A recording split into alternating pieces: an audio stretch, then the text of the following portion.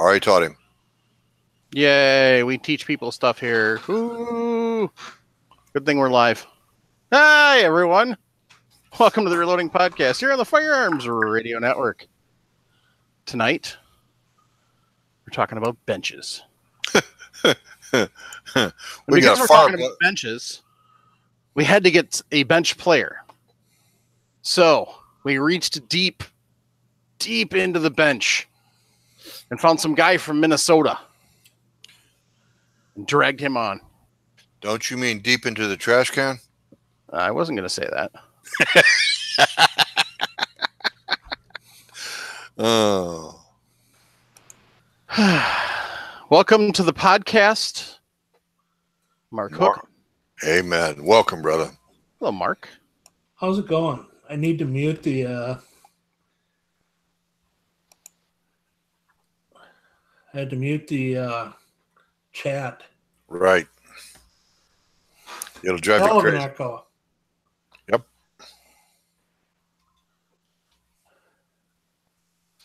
Oh, yeah. So,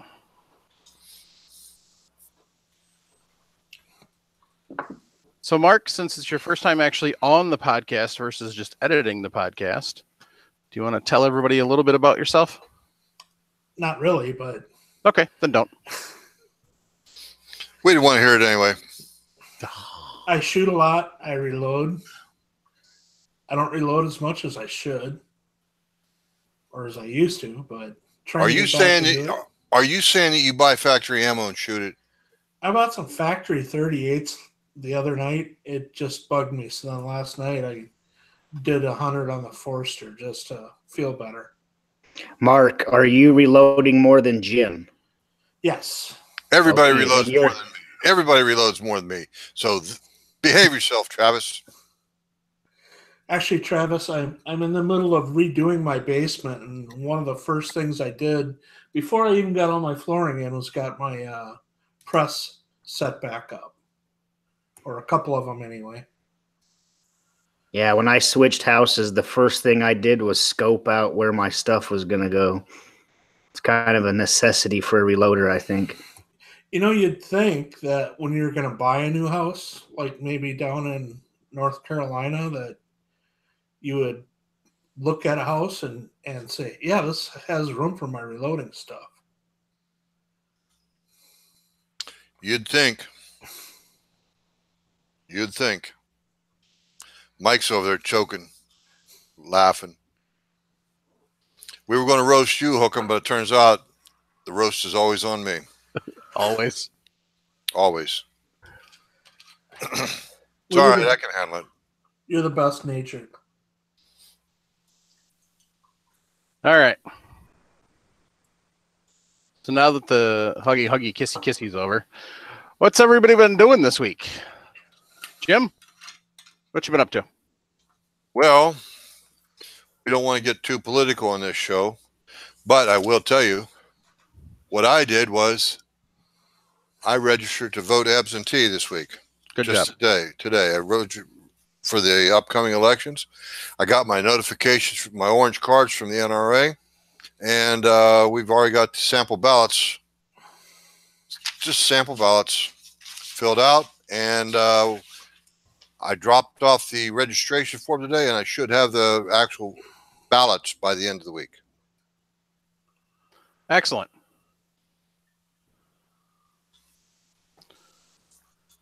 Travis? Well, I was going to say that the other thing I did too is download my new copies of the American Hunter and American Rifleman. That's it. Go ahead, Travis. So I loaded up a couple hundred of these little things. Ooh, 300 blackout. Yes. And besides that, I cleaned off my bench, getting ready for to hook up my auto drive tomorrow when it shows up. Wow. He's going to motorize a 1050. There's something just absolutely lovely over that. I don't know. I'm excited. Isn't that about like buying your ammo?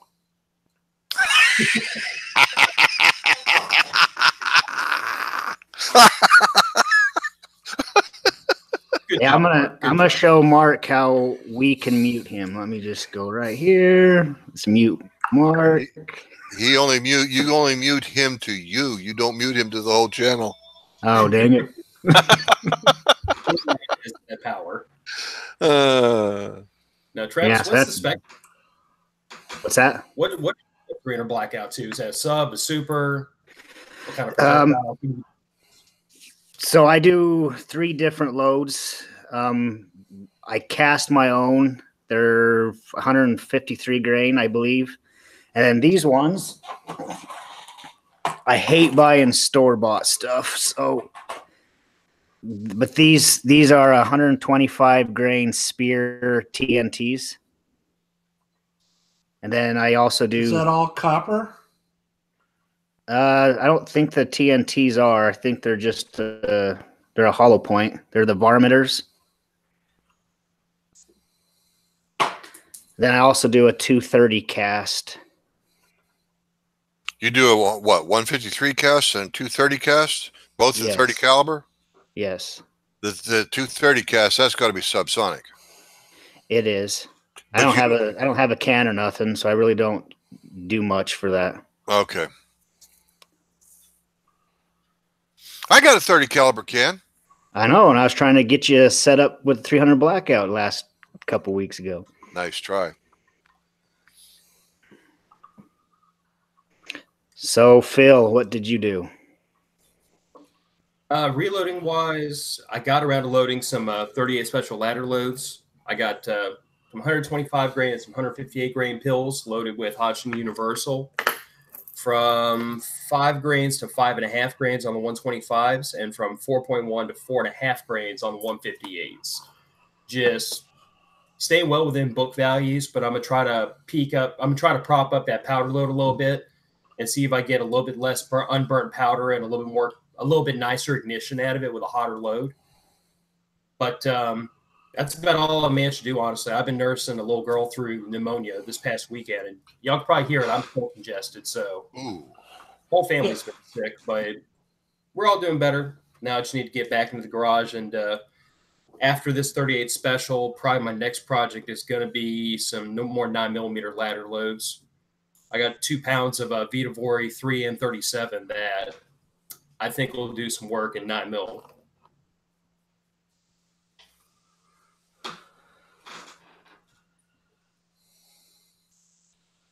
Well, you just explained what you did this week in reloading, Mark. So it's over to Mike.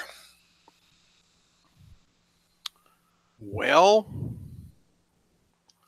I started to clean off my bench. And then I got dragged away. Can you show us what your bench looks like, Mike? Sure.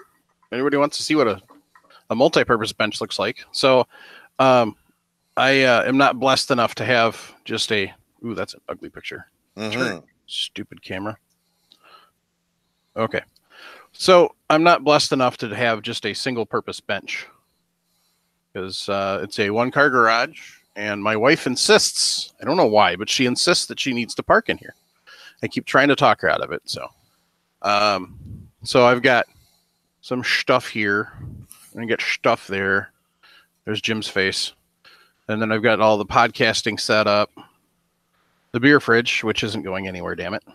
And then some other oddball stuff, because I didn't really have anything else to put back there. So, and then over my shoulder, we have more reloading stuff. So You do have good space utilization. I need to do a little better. So that's why those totes are sitting down there on the ground. It's a matter of getting time. So, but yeah, I mean, overall, it's, a pretty good space. I've, at least got access to the press without a problem. So it's just a matter of getting time to be able to organize. And seems like every time I start on it, something else comes up. I try sending the wife off, but she keeps coming back like a boomerang. a badly thrown one, so it hits you in the head instead of going back. Yeah. Anyway, on to bigger and better things. So,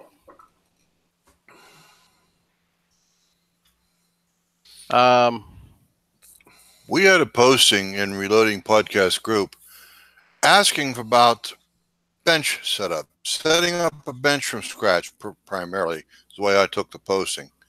And that's exactly why we invited Mr. Hookham on tonight, isn't it? Uh-huh.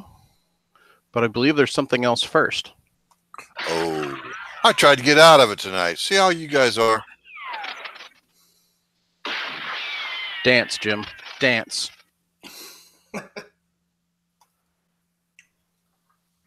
What's our cartridge for the cartridge corner, Jim?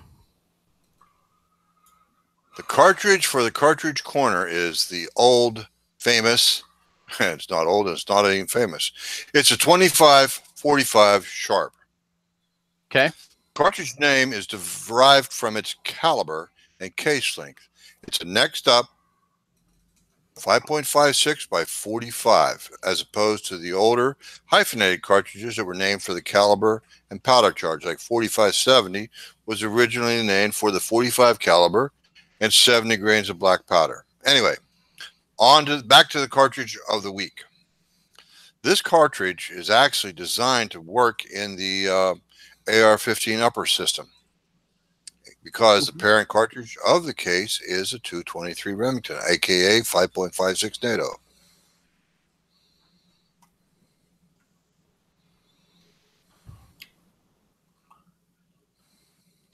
I hate having to do that. Anyway, the 25-45 Sharps is a firearms cartridge designed by a gentleman by the name of Michael H. Blank. Then he was the CEO of the Sharps Rifle Company, LLC. As a general hunting cartridge for most, not all, most North American game. In particular, soft-skin animals like deer, antelope, coyote, and I'm sorry, I don't know if a hog is considered soft-skin or not. Well, they're pretty tough. But anyway, unlike the 300 AAC Blackout, which was targeted specifically at the suppressed rifle market and then adapted to hunting, the 25-45 Sharps was designed primarily as a hunting round. That is not to say that a round doesn't have tactical applications, as its ballistics exceed that of the 5.56 by 45 mm NATO cartridge. The cartridge name, okay, when it went through that. Factory ballistics with the 87 grain 25 caliber bullet equal those of the original 250 3000 Savage with the same bullet weight. Parent case, like I said, is 223 Remington. The case type is rimless. Bullet diameter, as I stated, is 0.257 inches. Neck diameter, 0.284. Shoulder diameter, 354. Base diameter, 376. That's all the more reading I'm going to do tonight. But if you want it, Mike will put all this in the show notes. And yes, I did get this from Wikipedia. Mike, while I'm at it, before you send the show notes over to the show, where it's hosted, I'll make sure to get the Wikipedia link. All right. That's it. Cartridge of the week. Any questions, gentlemen?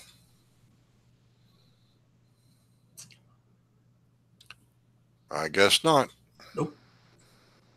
Mike, you're muted. Oh, I thought I unmuted myself. Has it really taken off with loading, or is it just still kind of hit or miss? I'd say it's hit or miss myself, but this would be an ideal caliber for an AR-15. A little bit more pizzazz when it comes out of the barrel for shooting these wild hogs. They're pretty tough critters.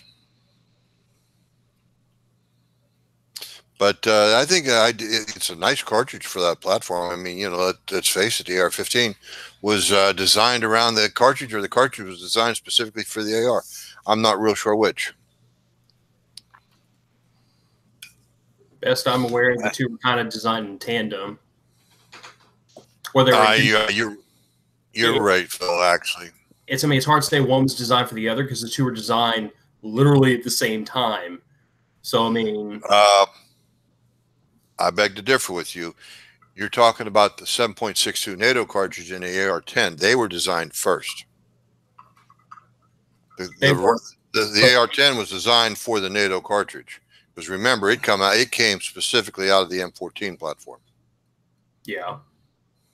So you're right, but Ish. the AR-10 was actually the predecessor to the AR-15. True.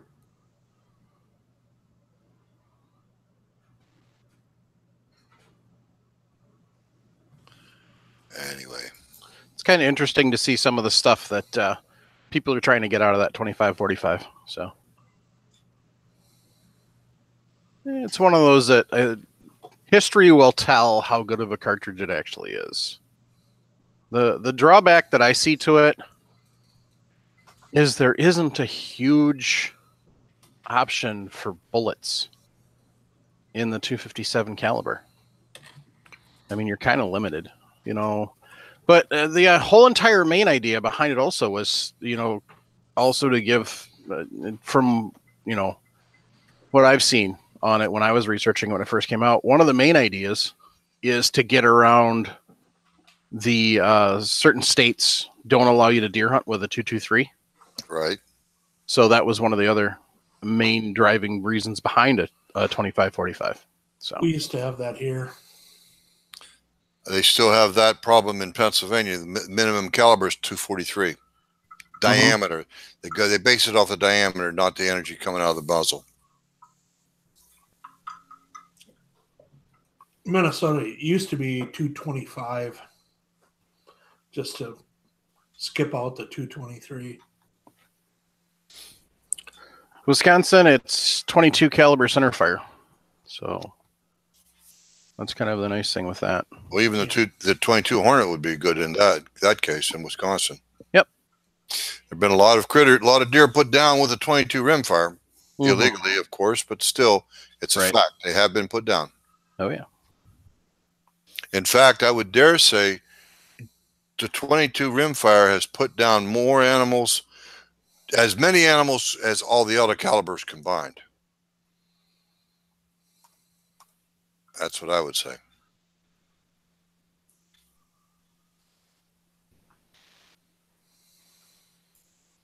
Yep. A good bet on that one. So. All right. So we're talking about benches. What's a bench? Why is it important?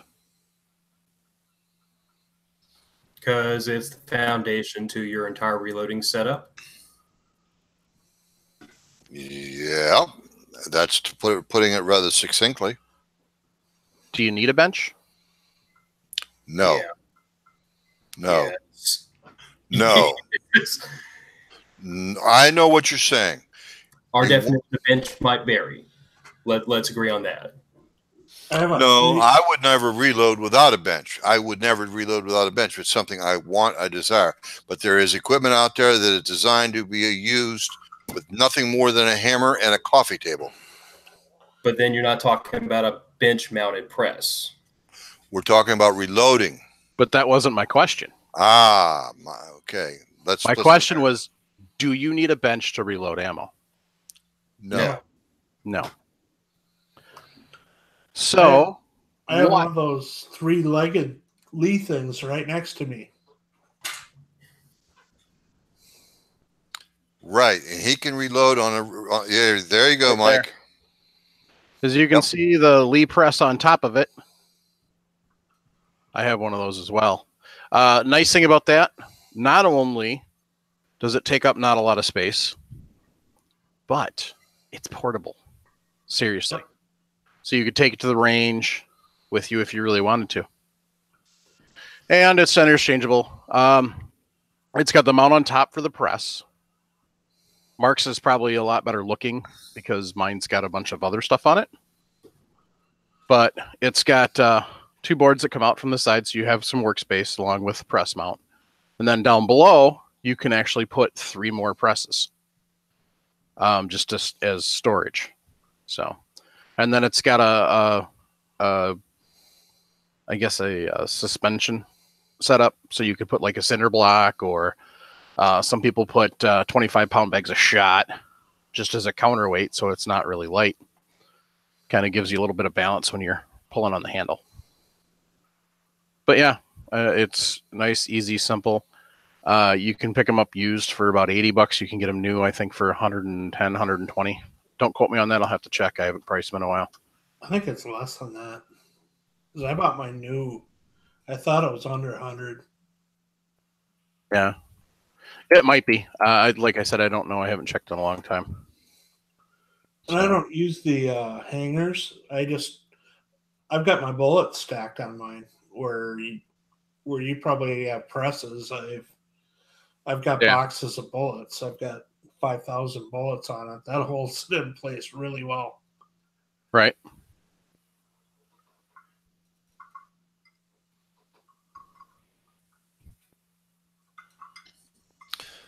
Now, next question would be, because Mike says, do you need a reloading bench? The answer we've established is no. The next question is, would any of us experienced reloaders reload without a bench? Yes. Okay. You knew that was going to happen. Yep, I did. Phil, how about you? Yes or no? If I would not reload without an organized, stable work surface. To most people, that's a bench. But if you have a portable setup, those are my criteria: relatively organized and stable. Because it's really hard to impart a lot of force onto a press when it's shaking and rocking around, or when the bench top is flexing so much that the press is going to fall into your lap. And organizes in the eye of the beholder. Okay. How about you, Mike? Would you reload without a press, without a bench? You do. Simple as that. How about you, Travis? Okay, so there's a couple ways to look at this. Let's call your bench a tool. So there is always the right tool for the job, so it depends on what you're doing. So for me personally, for me at my location, my home base, I would not use anything other than a stable, tied to the wall bench. If you are going to the gun range for whatever reason and trying to work up a load there, then yes, I would reload without a bench. There's like I said, the right tool for the job. So I'll go along with Travis's answer. At home, I would never reload without a bench. I don't like using something that I didn't build in that sense of the word. And then I turn around and wait till you guys see what I am going to use a maple bench, a woodworking bench for my reloading press, my reloading bench soon. But would I reload without a bench? No, not at home. I think you and I, Jim, are on the same plane of thought. The most important thing is it's got to be steady. I don't like a bench that has any wobble to it, or when you pull the handle on your press that there's any flex in your press itself. I've always, everywhere I've gone and put up my own bench, I've always tied directly into the wall and even into the floor, just so I've had a sturdy workspace. It's funny because they used to call me Mr. Sturdy when I was building things. My kids. But anyway, yeah, you and I are the same train of thought. Now, when we go to the field, of course, I would reload with a Lee loader if I had to. If we're talking about going into the field, shooting at a bench, trying to work up loads, stuff like that. And, I don't even own a Lee loader. But the point is, I would probably enjoy owning one. And, because I love sitting at the bench, watching everything, making sure that trying to get that shot dead nuts in the previous hole that I made. I enjoy that so much. I kind of shoot and reload rather scientifically anymore. Used to be, well, I changed from reloading down to hand loading, if you know what I'm trying to say. trying to take and create better, more accurate ammunition for that 280 AI. When I reload for the AR and the Mini 14, I reload. I don't hand load. We're both after understand. consistency. Exactly, for the 280. And for me, having a... You muted yourself, Travis. Oops. I was going to say, for me, having a stable platform is key, because I just feel like if you have a bunch of flex in your top, I'm not getting that consistency. Yep. You know, these guys, they have these, what do they call those stands that they put it on? Strong back, strong stand, or something like that. Strong mount. Strong mount. That's it. That's exactly it. Strong mount. I make mine out of 2x6s. I set my strong mount up about on a 2x6, about 18 inches long, about 8 inches deep, 5 1/4 inches tall, on top of another 2x6. And I'll tell you what, I have never, ever, ever, even with the leverage of an iron bar, gotten any flex out of that strong mount that I put on my bench. Well, Mike, who's that company that it's called the Strong Mount?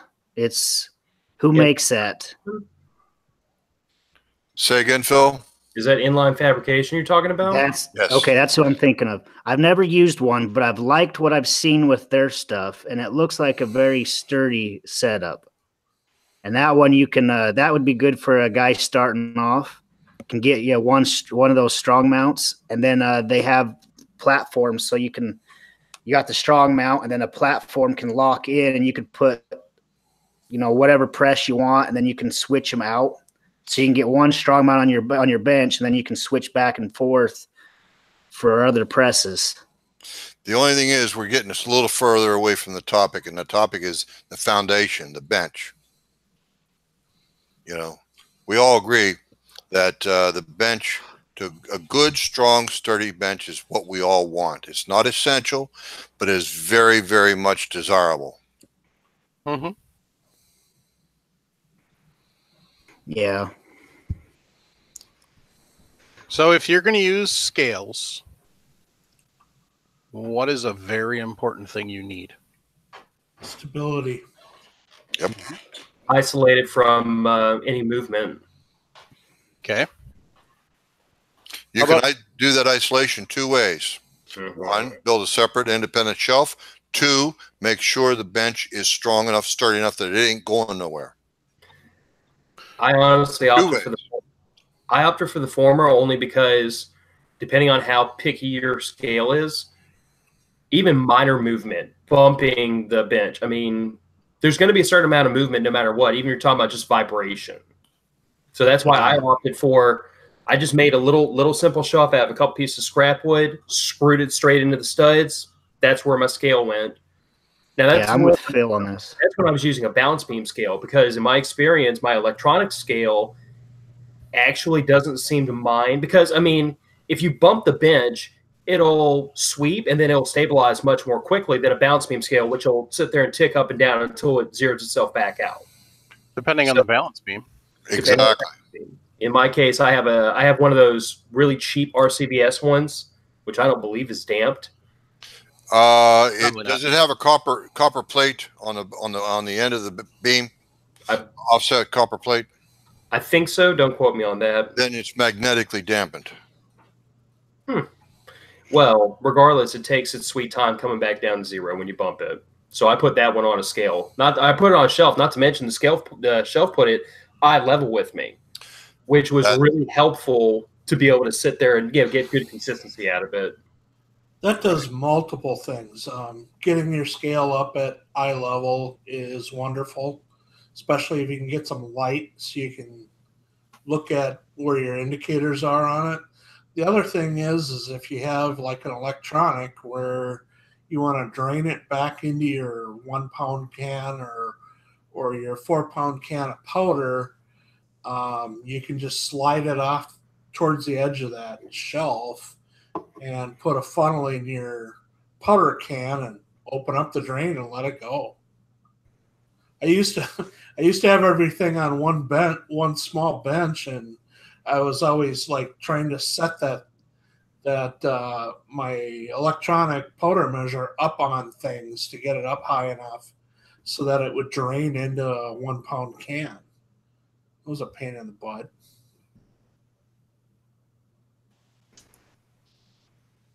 Okay. Now we drifted into powder measures or powder measuring and scales. But let's get back to the topic, if you don't mind, Mark. What did you figure out from all those comments that you extrapolated and you extracted from the Reloading Podcast group? What all did you learn? Well, what I did is I kind of broke things down into a bunch of different groups. Yes, sir. And I don't have the list of groups right here, but I can go through. Starting, the first one was environment, and Mark from the reloading room said a space low enough in humidity so your stuff won't rust. Nathan in the reloading room said climate control. Dave in the reloading room said plenty of LED or natural lighting. So this is actually more the space than anything. Dave in the reloading room said only the electronics. The only electronics that had given my scale problems were my cell phone, my computer, and fluorescent fixtures. So I guess you want to kind of keep that stuff away. He moved the computer to the opposite side of the room, replaced all the incandescents with, or all of his fluorescent lights with incandescent and LED. I'm having issues with my second computer here. I think that's locked up.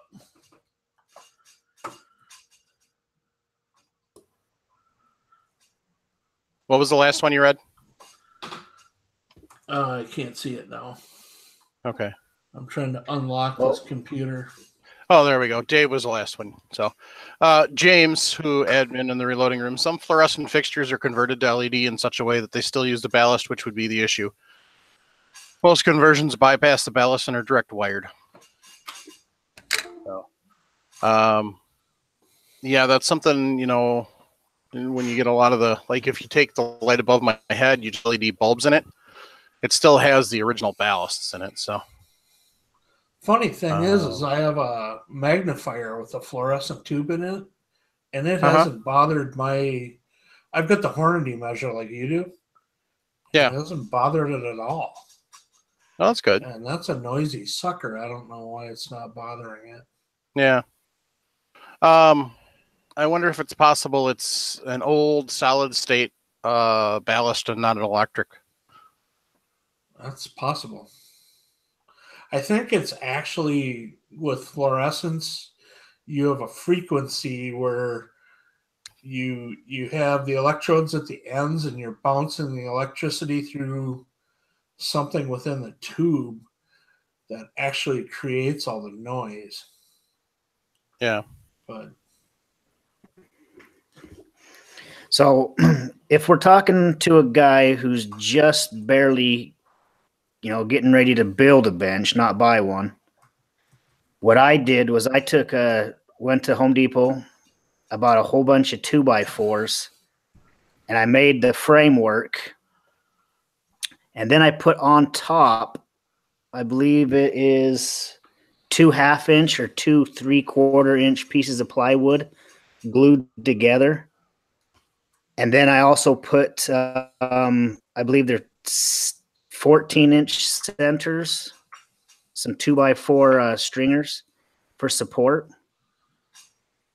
And then looks like maybe I put every 6 foot or so, I put a leg. But like I was telling you guys, I also built the wall behind. I don't know how good you can see it, but I built the wall behind me. And that's fastened to the wall. And then my bench is fastened to all the 2x4s behind it for strength. And this thing does not move one bit. I mean, I sit on it all the time, and the kids come down and sit on it when I'm working. it's really easy to build your bench. And the nice thing is, like Phil said, you can build your bench exactly how you want it.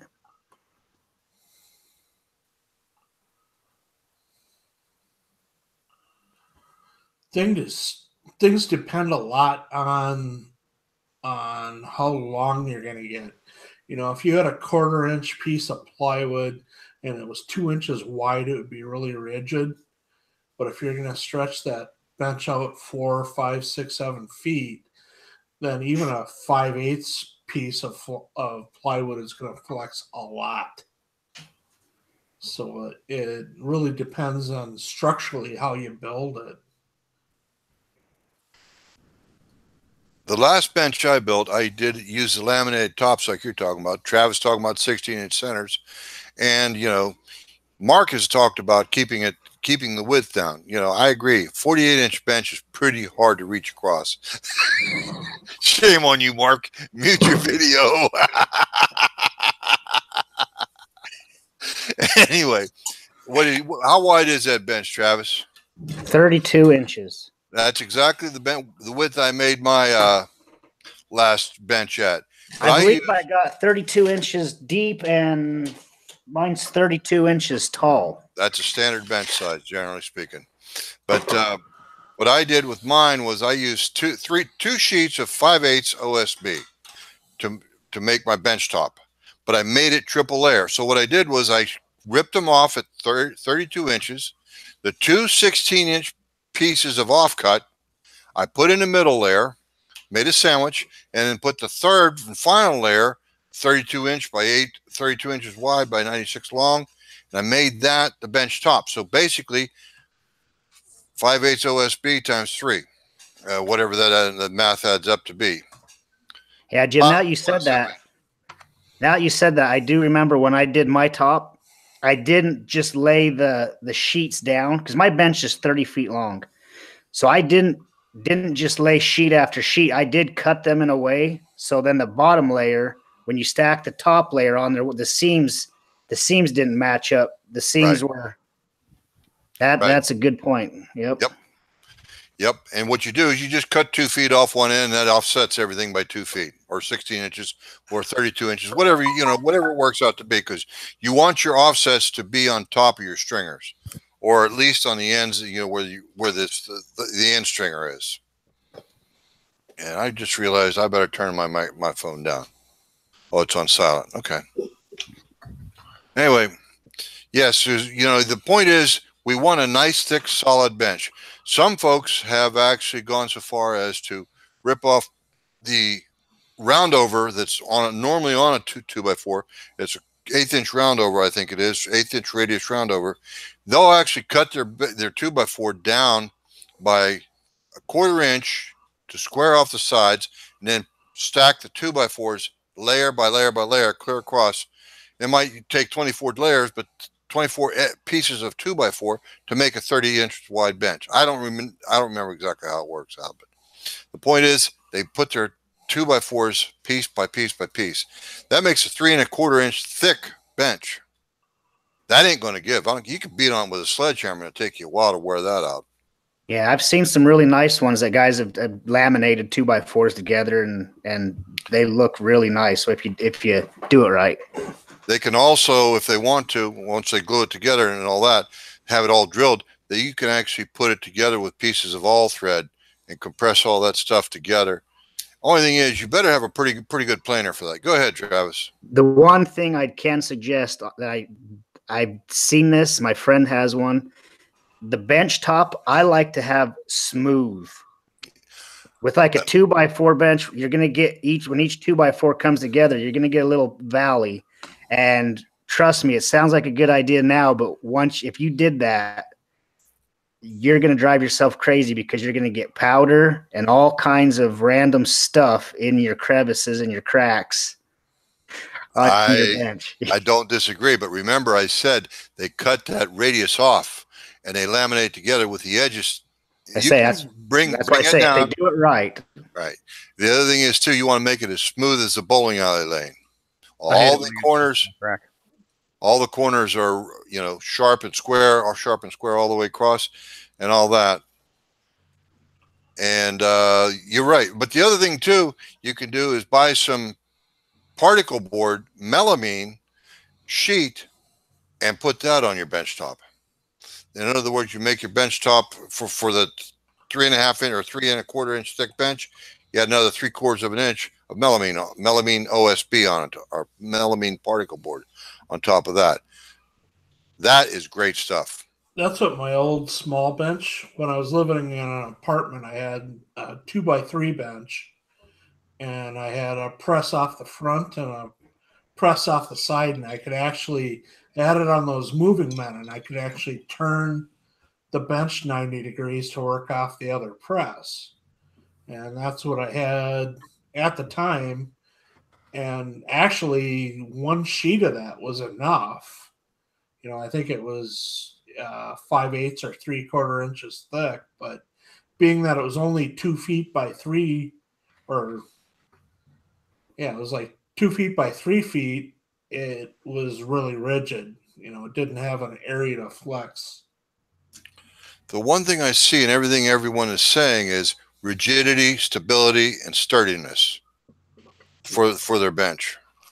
Hey, Jim, did you guys mention that we do have quite a few pictures on the Reloading Room on Facebook that listeners can go and look at? You just did. They're both in the Reloading Room and in the podcast group. Well, there's a lot more photos in the Reloading Room because of the age of the Reloading Room as opposed to the podcast group. Right. I think the podcast group might be 2 years old. I don't even know how long ago I created it. Yeah, the one I'm thinking of is the one Mark put up a week or so ago.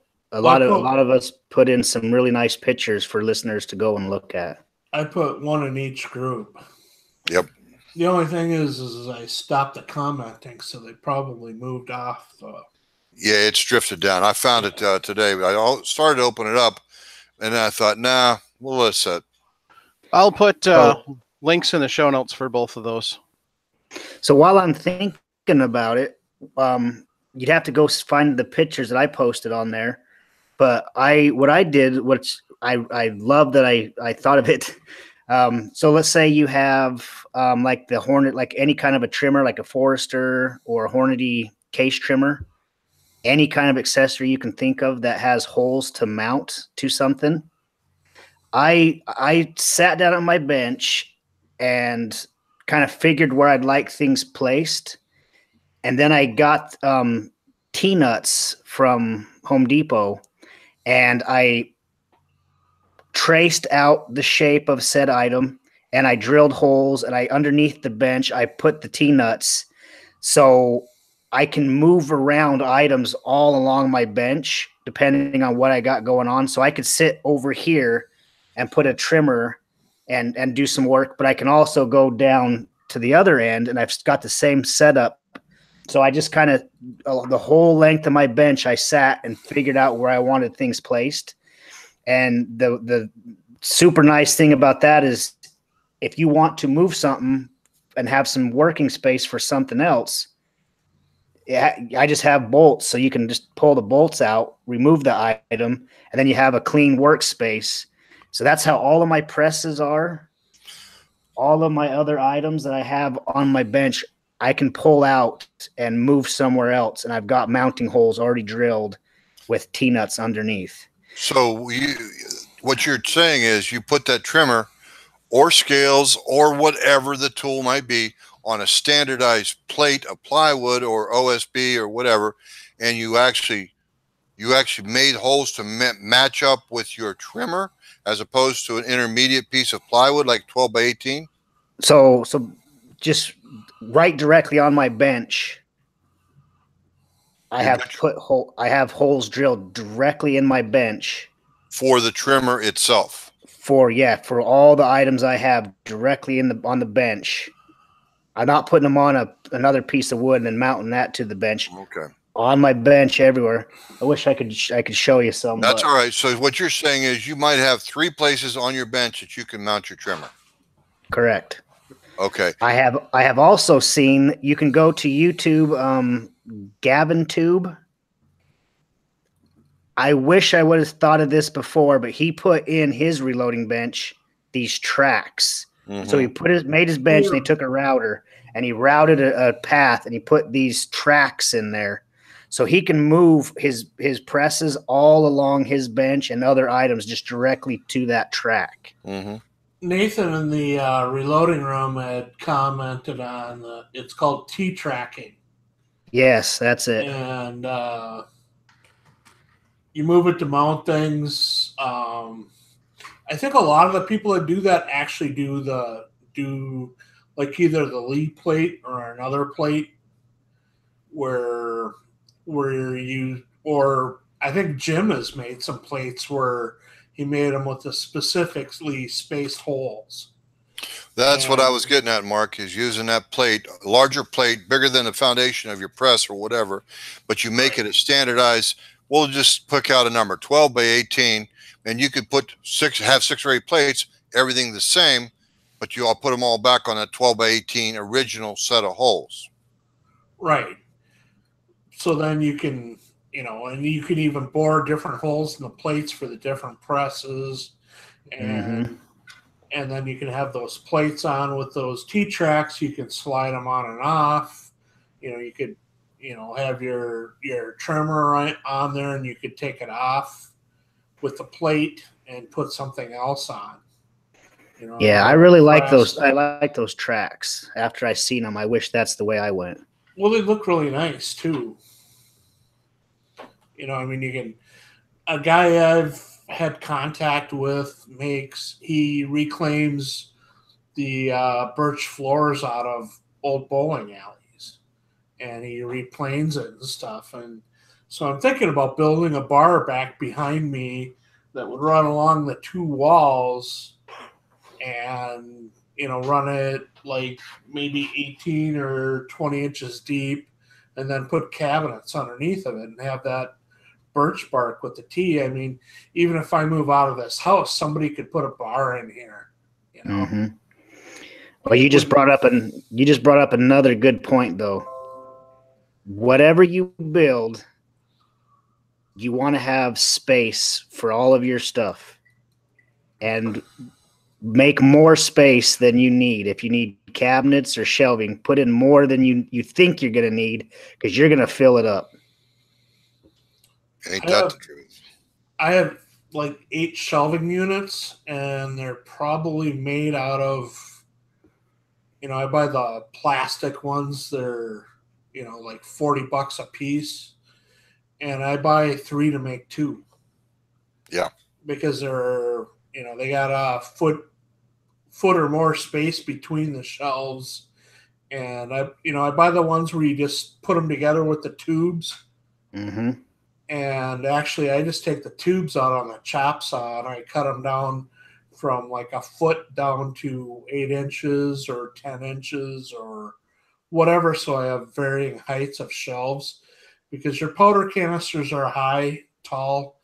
Nothing else is. You don't want to have your die boxes stacked 10 deep.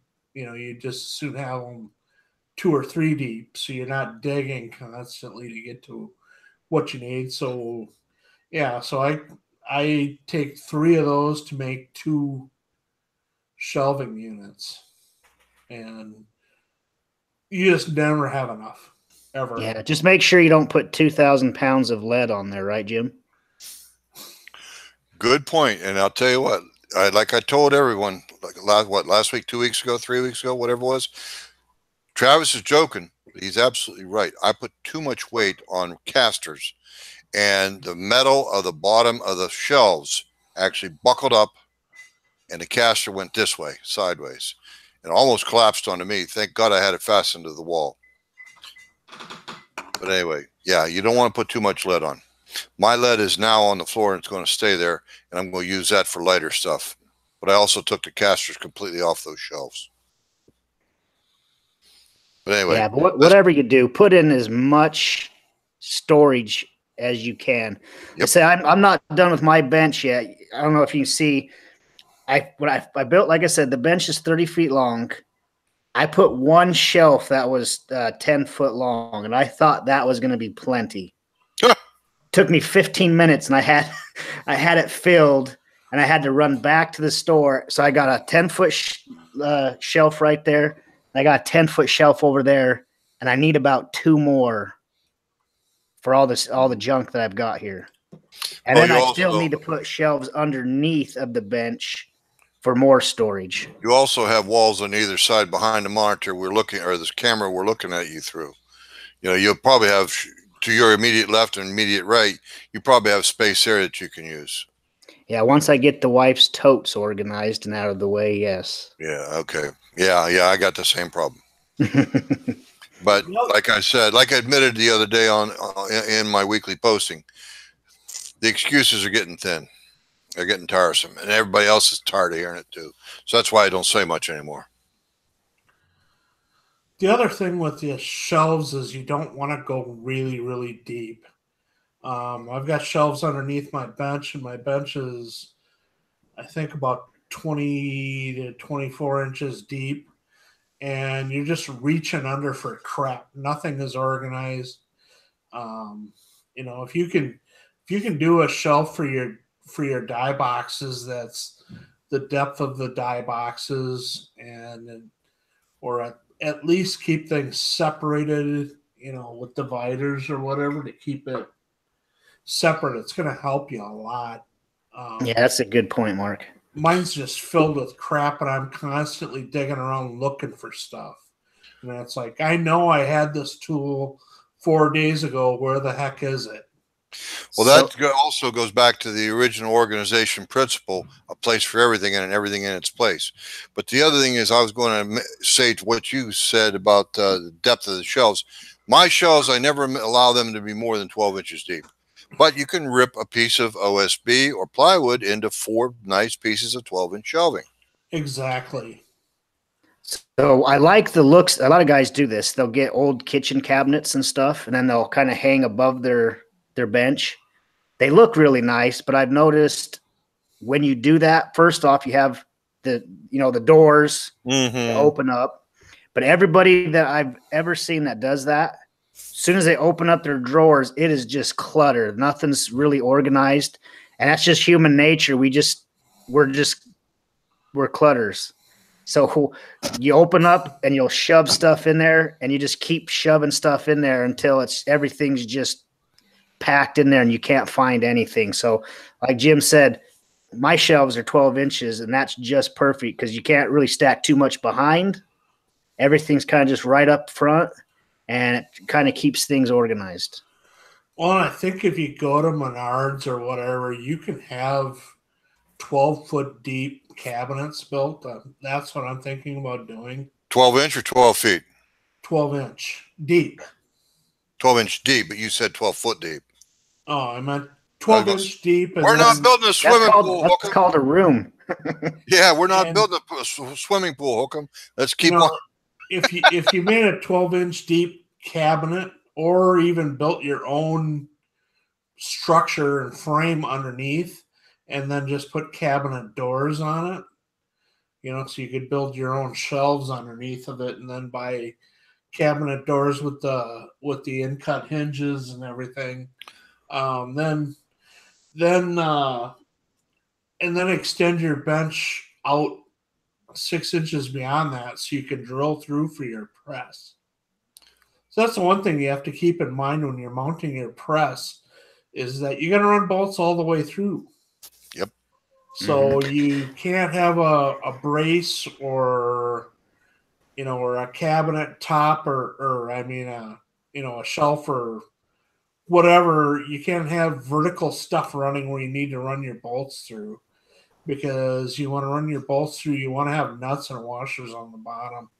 I'll tell you something, though. I used 6-inch lag bolts on my last setup for my Dillon. I never had any trouble with that, because remember I said I had three layers of OSB, and then I had a 2x4 turned edgeways, and that gives me, 6 inches, 6.5 inches or so. I didn't want to use threaded rod because it's not as strong as the lag bolt is. That's why I didn't go with nuts and bolts on the feet of my Dillon, and I went with lag bolts to go down through. But like I said, it was a 6-inch bolt. Yeah, you can use lag bolts as long as, like you just said, as long as where you're placing them, maybe you got a stringer or a runner or a leg where you can really tie into something deep. You're not just going to put a lag bolt through, 3/4 inch of plywood or your tabletop. Hell no. But another nice thing for storage that I've seen, I believe it is from Inline Fabrication also. So, we all have these like acro bins. Yep. So they have, like I said, don't quote me. I think it's Inline Fabrication. They have these brackets you put on your wall, and then you can attach your acro bins along the back of your wall. And I've seen a couple YouTube guys that do that, and they're super nice because they have all their brass and their projectiles right there, right next to their press, just right behind them on the wall. I think if once I get around to it, I'm going to do something like that. Travis, Yeah. I'm one of them anal, whatever you want to call me. I sort brass by head stamp. I sort brass by whatever. So you and Phil will get along really well. Yes. Phil and I were brothers of a different mother. But on the front of my the front of my press, I have the top and then a shelf underneath of that. And I actually have a rail that those bins would hook on. And I have the bins labeled, like Blazer, Federal,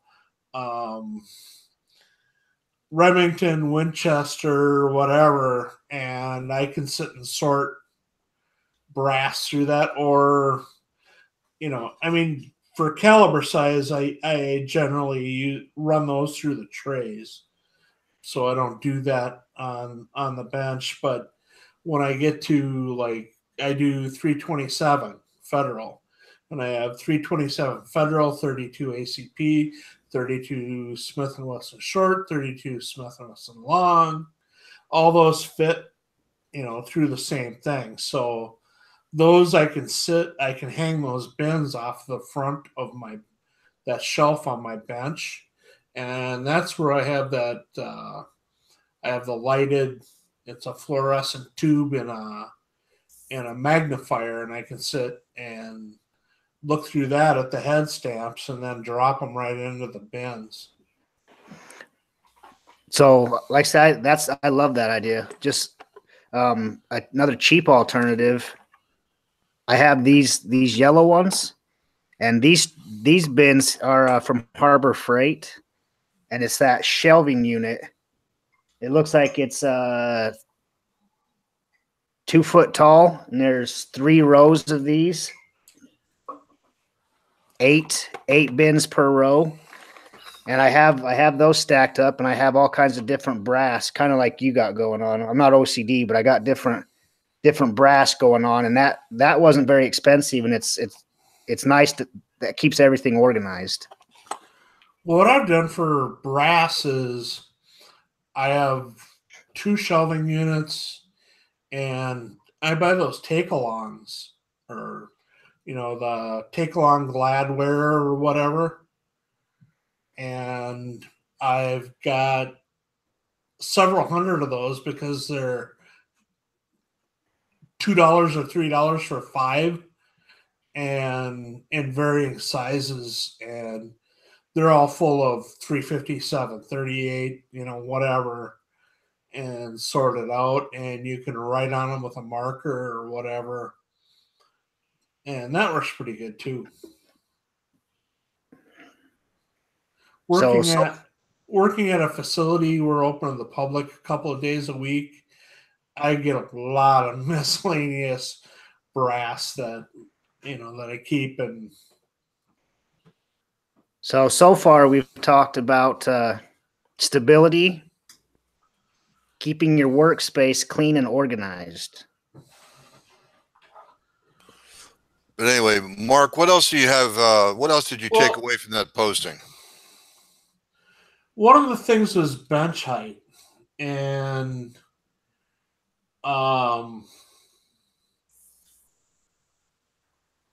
like Alan, he's an admin in the reloading room, said make sure the bench is the right height for you. Travis Buck, I think I know that guy. His bench is 32 inches off the ground, right height for me. He sits in an office chair. Yeah, so that kind of depends on how a guy's going to be loading, if he wants to sit down or stand up. That's the main part, is whether you want to sit or stand. The one thing I want to be able to do is I want to be able to look down into the cases when I'm running the press. Well, a lot of that too depends upon what you're actually sitting on, or if you have a stool with adjustable height, pneumatic cylinder under it, that'll help a lot. Right. Yeah. It's nice to put... Not an office chair, a regular industrial stool. In my opinion, it's nice to keep your bench kind of lower, because you can always raise items up if you want it. You can put your presses on a mount. So if you make your bench to where it's comfortable for you to sit at, that's always an option. And then if you want to, you can make your press on a strong mount or a heightened mount, so you can stand. You'd be real sad if you made your bench tall and you for the option of only standing, and then one day you want to sit down and you can't really sit down comfortably. Well, or if you want, I've spent 8-9 hours at my bench before, and you're not going to stand for 8 or 9 hours. It's and be comfortable. And like you said, with those risers, you can raise it up. There's a lot of comments on that in the room. One thing I want to be able to do is I hand place my bullets, and I'm going to look down on the case and make sure the powder charge looks right. I can't tell if it's off a 2 or 2.5 grains, but if I've run into situations where, hey, wait a minute, that powder charge looks low, and there was something wrong in the system, and I want to catch that. So I'm always going to visually check my powder charge. Mm-hmm. So I want to be able to and I have a hand mirror on my Lee Pro 1000. But on my Dillon, I can actually look down. I have lights under it, and I can actually look down into the case and see that. One of the guys in here had said he likes to keep his so the top of the presses, or the top of his arm on the press is at shoulder height. And that sounds like a good idea too, because you're never overextending your muscles when you're doing it. Yeah, all of like I said, my bench is 32 inches. So all of my single stage and turret presses, I can comfortably sit in this chair and all day I can sit and load at. And then the 1050, I'm not going to sit down and work on this machine. So you can see I've got a 4-inch high riser that I made, so I can stand comfortably and just do a reloading session standing up on this machine. Yeah, I'm at 34 inches actually. I've built benches at 39 inches, but remember, I'm 6'3". You guys are a tad shorter than I am. Yep. I also like to sit with my feet kind of flat on the floor, so you're comfortable. Didn't bother me at all when I was younger, but as I get older, sitting in a comfortable position is a big deal. Sure is. Yeah, Mike, do you sit or stand when you're reloading? Both. Just like sometimes when I'm podcasting, I'll end up standing for a while. Benches. Well, I'm 6 foot. It seems like your Dillon is set up for you to stand at, right? Well, I am smart enough to get a taller stool because my bench is taller, because they make them. So I can sit while I'm loading. It's a beautiful thing. See, so I can sit while I'm pulling the handle. How about you, Phil? Do you sit or stand? I actually set up my my bench height and my my seat to be able to do both. Because what I did was I started by picking a bar stool because it was just the right height that it put like basically my hips as a reference point, the same height off the ground, whether I was standing or sitting. And then I built the bench to a comfortable height based on that. That way I can sit down, I can stand up if I'm doing something where I'm moving back and forth on the bench a lot. It's easier to just stand and move from one foot to the other. But if I've been standing for a while, I can just sit down and the bench is the right height. But the advice I gave somebody in the reloading room who asked the same question was, I said, pick your chair first. If you're going, you know, if you're just dead set, you're gonna reload sitting down, pick the chair first. Build the bench to that. Because the last thing you want is to have to not be able to find a seated height that works with the bench you built.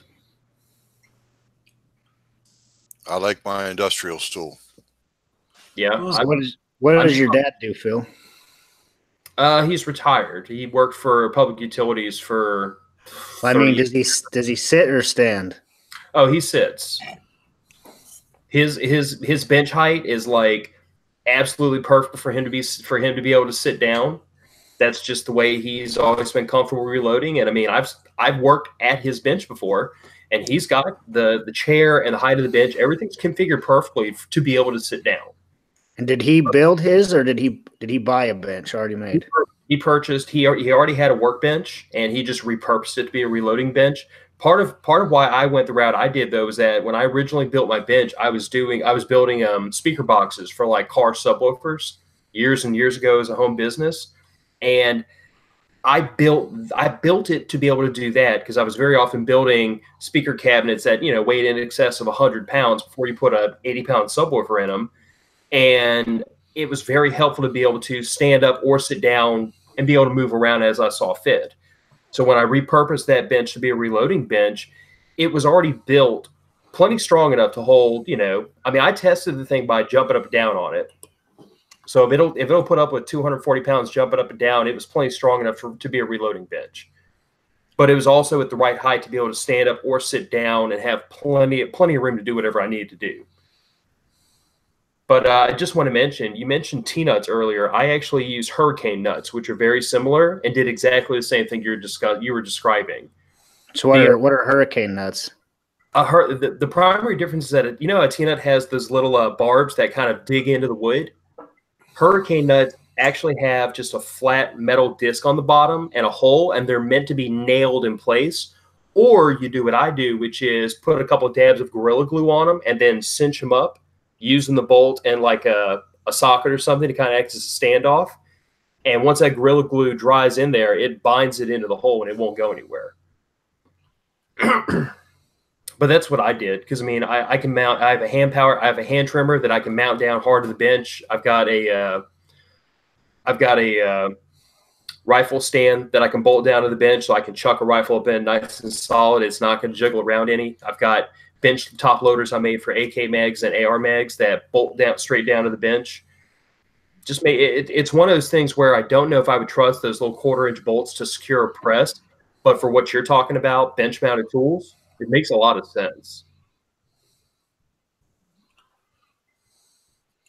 It'd be nice to have 18-inch deep bench that was like 27 feet long, so you could just have everything up. But yeah, but I'll tell you, I don't have that space, and not a lot of people do.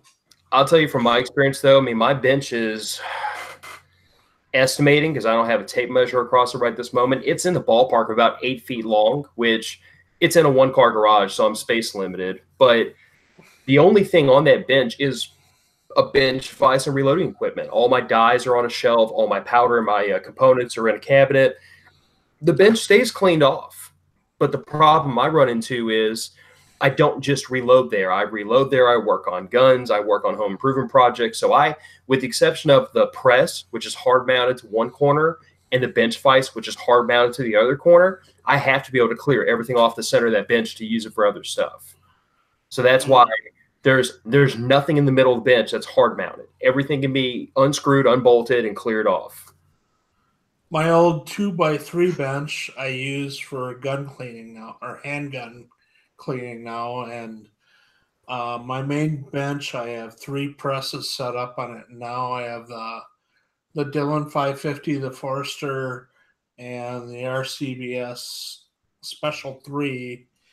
I have the Lee Pro 1000 set up on a separate stand, and in storage under my stairs is the Rock Chucker, which I'd really like to have back out again. So I'd just like to have enough length, and I don't want to swap them out. I'd like to have all that stuff set up. So when I move to something, I don't have to change it. So y'all just do what I do. I have 1 press. Well, talk to me in 5, 10 years or 30 years, Phil. I had one press when I was 25. I'm 55 now. Yeah, I'm 36, and I know sooner or later I'm going to get bit by the bug, but so far I'm pretty content just to keep loading off of that 1 press. For now.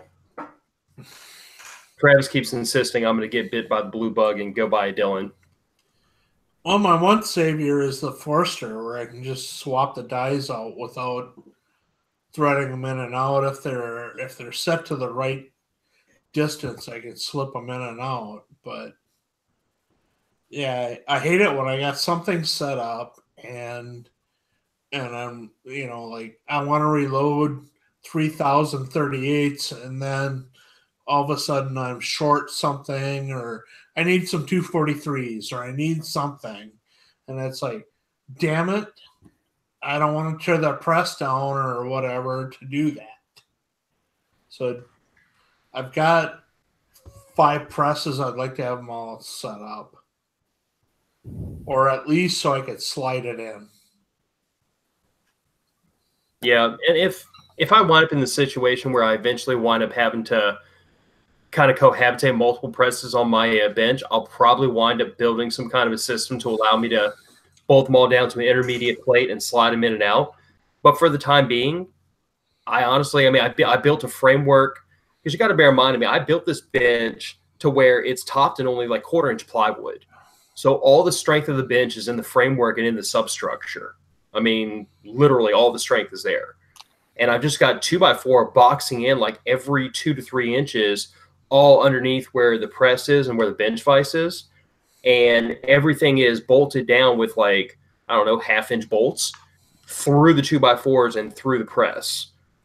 So, it's rock solid, but it's one of those things of, if I had to go back and redo it, that's what I would do. I would just cut the whole top of the bench off right there, build a system up with 2x4 and build tracks into it so I can just put an intermediate plate in and out if I had to walk between more than 1 press. But I would tell everybody that for the person that's just starting out, you could do a whole lot of good with just 2x4 framework and get some big nasty bolts and washers and nuts and just screw that thing straight down. The other thing I would say is to put sides and a back on it. People want to build them on a 4x4s and big, huge parts, and it's like, no, use a little engineering, use a little thought. If you put sides and a back on, it's not gonna make your top any stiffer, but you don't have to have 4x4 legs. I've got 2x2 legs actually on my current bench, but I've got sides on it, and they're gonna hold it from twisting. Yeah, I actually. Mark, do you reload? Sorry, Phil. Go ahead. It's okay. My legs are 4x4s, but that's because they're leftover posts from when I tore down a deck. If you got them, use them. There's no shame in my game. I have a young family. If I can find a way to pinch pennies, I'm going to. And part of my bench is built out of scrap wood, and I'm happy with that. It works. Mark, I have a question for you. Do you reload rifle ammunition at all? Yep. Okay. 243, 30x6, and Okay. 30-30. Okay. Then you answered my question. Thank you. And for those, my issue would be more with my top, which is one layer of 3/4 inch plywood, and then I have 2 courses of 2x4s running across the front of the bench, and that's those. The 2x4s are underneath the 3/4 inch plywood, and that's actually where my flex is. How so? Well, because of the width of the bench, it's giving. And I think it would actually be better off with 2 sheets of plywood rather than having the 2x4s under. I don't think the 2x4s give me anything. Give me a mental image. You've got 2 layers of 2x4 across the front of the bench, and I'm assuming the framework is just a square box of 2x4, 3/4 inch plywood on top. How's the plywood secured to the 2x4? Screws. Okay. Do you have anything, any kind of intermediate structure underneath that, or is it just an exterior box of 2x4 around the whole thing? It's just an exterior box. Okay. I posted a link in the group chat that only we can see. That goes to a couple pictures of the underside of my bench, which if you'd like to take a look at those, it's what I literally did was the 2x4 underneath my 1/4 inch plywood, and that's what the bench top is a single sheet of 1/4 inch plywood, but the 2x4 is glued and screwed to the exterior perimeter of the framework and to the plywood itself, and it's boxed like every 2 to 3 inches. So I've got basically an overbuilt ladder frame of 2x4 underneath the press. That's why that's the way to do it. I did the exact same thing. You can find my pictures on the reloading room, but yours are running a horizontal. I just took all of mine and set them up vertical. So then I had that extra, meat to fasten onto and a little bit more rigidity. Yeah, I mean, it's if you want to do it vertically, you just need longer bolts. I did it horizontally because I figured if that gave me any flex, I could always sandwich another set of 2x4s underneath it. But it turned out not to be necessary. But that's what I always emphasize to people when I talk about bench top construction is if the bench top itself is where you're trying to get all your strength, you might actually be kind of setting yourself up for disappointment later on down the road because it takes a really thick piece of bench top to prevent any flex. Yeah, like Jim said, you got to have a good foundation. Yeah, and you don't need to have that if you have structure built in. Yeah. And the other thing you can do with structure is you can make compartments to compartmentalize. What am I trying to say, Phil? Compartmentalize. Yeah, exactly, Travis. Compartmentalize your stuff so you don't just have a slew of crap sliding around underneath your bench. The one thing I've tried to do is to keep, okay, here's my Dillon wrenches and Dillon parts in this bin and, keep things sorted so that when you need something, you're not searching through everything you have to find it. So if you can compartmentalize things, you're way ahead of the game. And if you can build that into the structure of your frame, you're that much better off.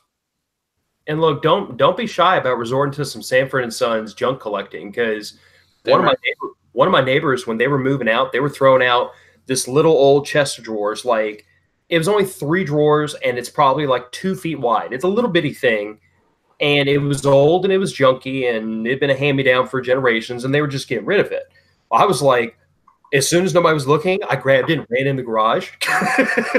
And I had a shelf underneath my bench that was originally there because I had screwed 2x4 to connect all the legs to make sure I didn't get it kind of the bench jimmying back and forth. And I put plywood across it and cut it in there because I was like, okay, perfect opportunity for a shelf. Well, I just cut a chunk out of the shelf big enough to slide this chest of drawers in, and then screwed it into the existing 2x4 framework. So now I've got a 3-drawer chest of drawers built into the bottom of the bench, and it's like perfect storage space. And it cost me absolutely nothing. So that's why I tell people, I'm like, I put it in the chat. Somebody asked about storage space under the bench. I'm like, find an old chest of drawers, go to a secondhand store, go to a garage sale. I mean, you don't have to go out and spend hundreds of dollars on nice stuff for what we're doing. You just have to be a little bit inventive. Or do what I did. I built a set of shelves and with a lockable compartment on top for my powder and my primers and all my bullets and my brass and everything. Just keep it all organized. But the top of it has a lockable, has a fold-out lockable compartment that's locked with a padlock and a hasp, so I can keep little bitty fingers out of my powder and primers. Built to myself out of scrap wood. You got to be a little bit inventive sometimes. Couple of things I really wanted to get into that were mentioned by people in the reloading room, especially, were size constraints. One of the guys had mentioned that his buddy, let's see if I can find it. Douglas from the reloading room. I don't have much space to work with, so my bench is the kitchen table. I mount the press to a piece of plywood and I glue some craft foam on the bottom so it doesn't scratch as I clamp it to the table. That's a plan. Steve from the reloading room said, I have a friend who converted a small closet into his reloading room. It's an outward swinging door. He screwed 2x4s into both sides and the back of the closet for the bench, and he has shelves in it. And actually, the guy that taught me to reload had the same thing.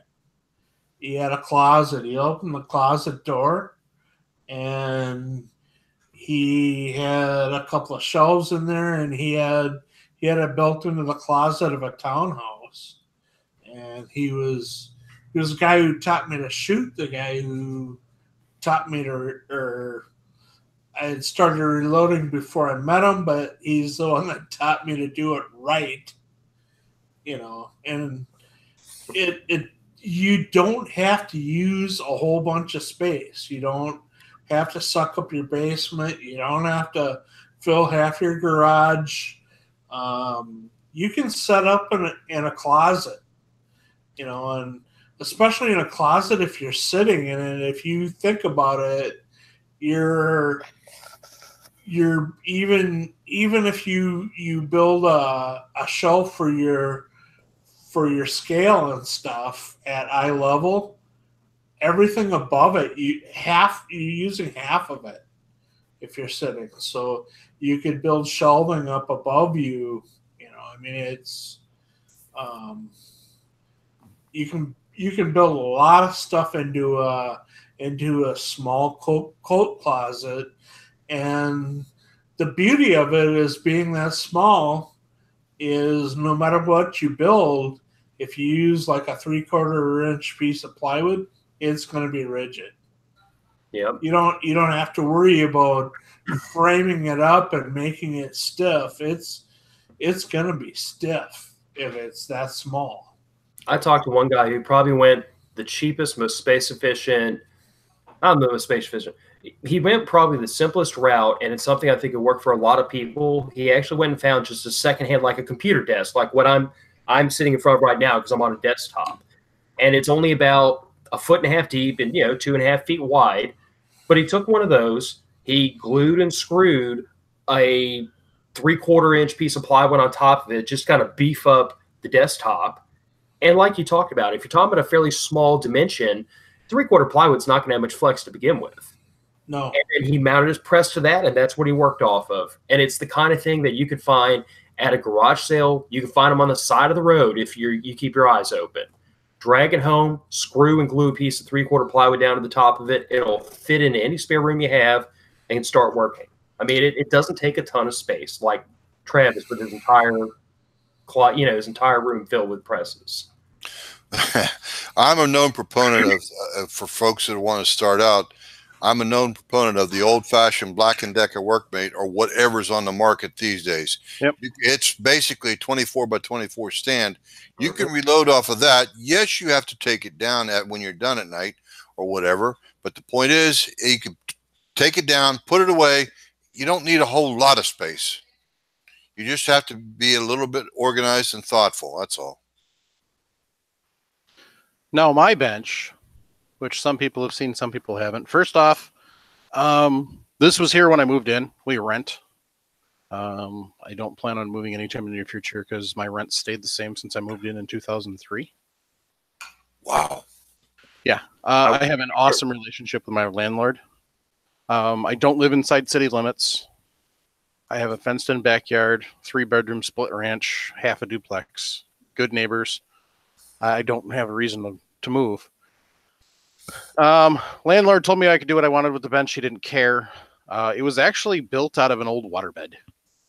The sides, the front and the back are out of a waterbed. I think the end caps are too. I don't really know what all the structure is underneath. It looks like it's just 2x4s. And then it's just chipboard on top. So it's not perfect, but I've made some additions and it works. Like the Dillon is on an inch thick, little over an inch thick piece of wood. So that's mounted to the rest of it.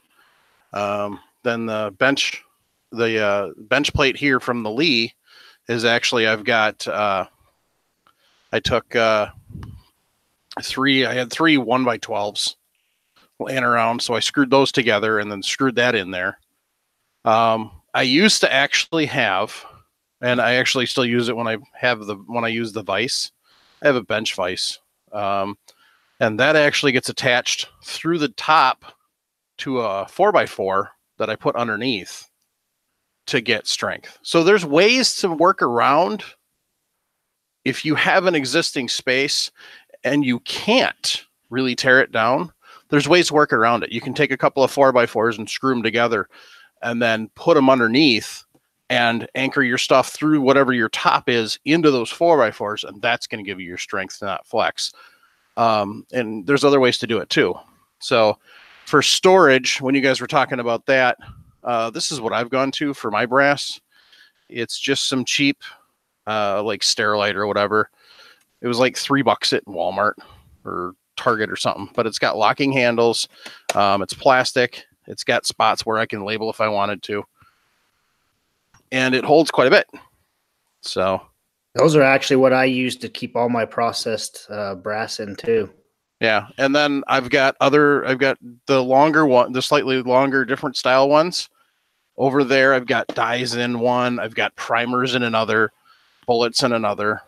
So you can use different, go to your cheap, if you've got a Harbor Freight or you've got, like the discount stores, and you go get your cheap plastic bins, or you go and buy your cheap, like the cheap Tupperware type thing, storage containers. They work great, and you can stack them.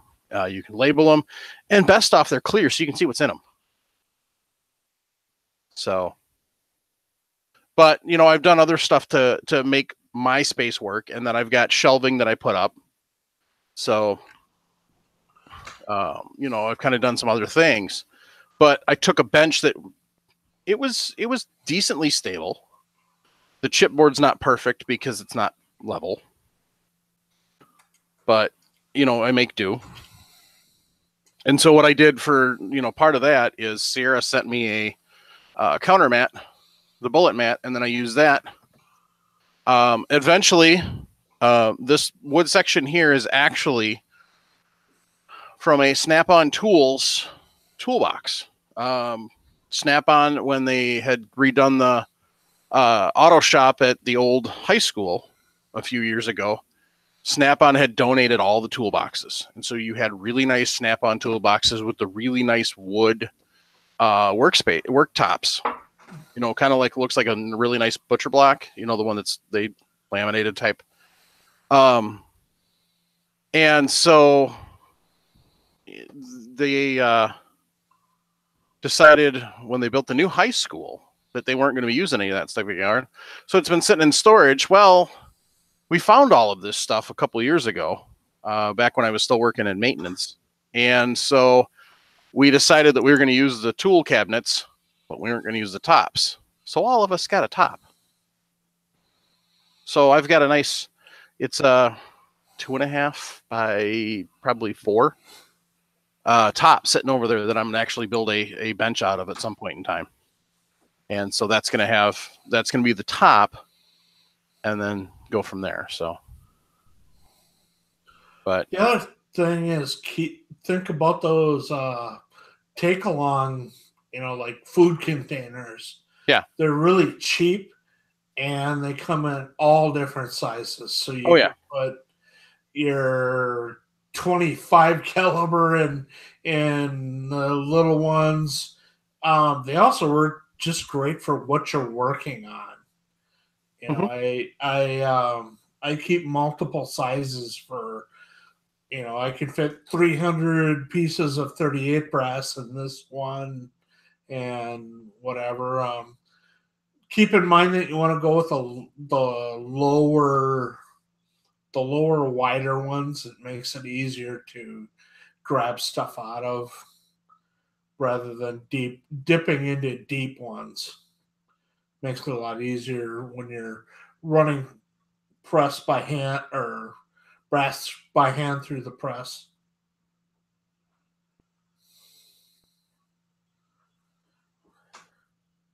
And for storage, there's always good old-fashioned 50 cal and 30 cal cans. So you can usually pick those up pretty cheap. This one actually was a deal at Costco. It was $20. It came with a 50 and then a 30 inside. And it's actually got the nice seal, the weather seal on it. So, Did anybody mention coffee cans, or did I miss that one? No, I don't think any of us did. That's Jim's thing. Favorite. I use it too, though. I mean, look, I've got a whole collection of coffee cans underneath all over my shelf. All my brass is stored in coffee cans. Prime brass needs to be trimmed. I have you can tell what brand of coffee I like in the house. Put it that way. Mm-hmm. Well, you have an unlimited supply of coffee cans if you stop and think about it. As long as you're drinking coffee, you'll be using cans. Mm-hmm.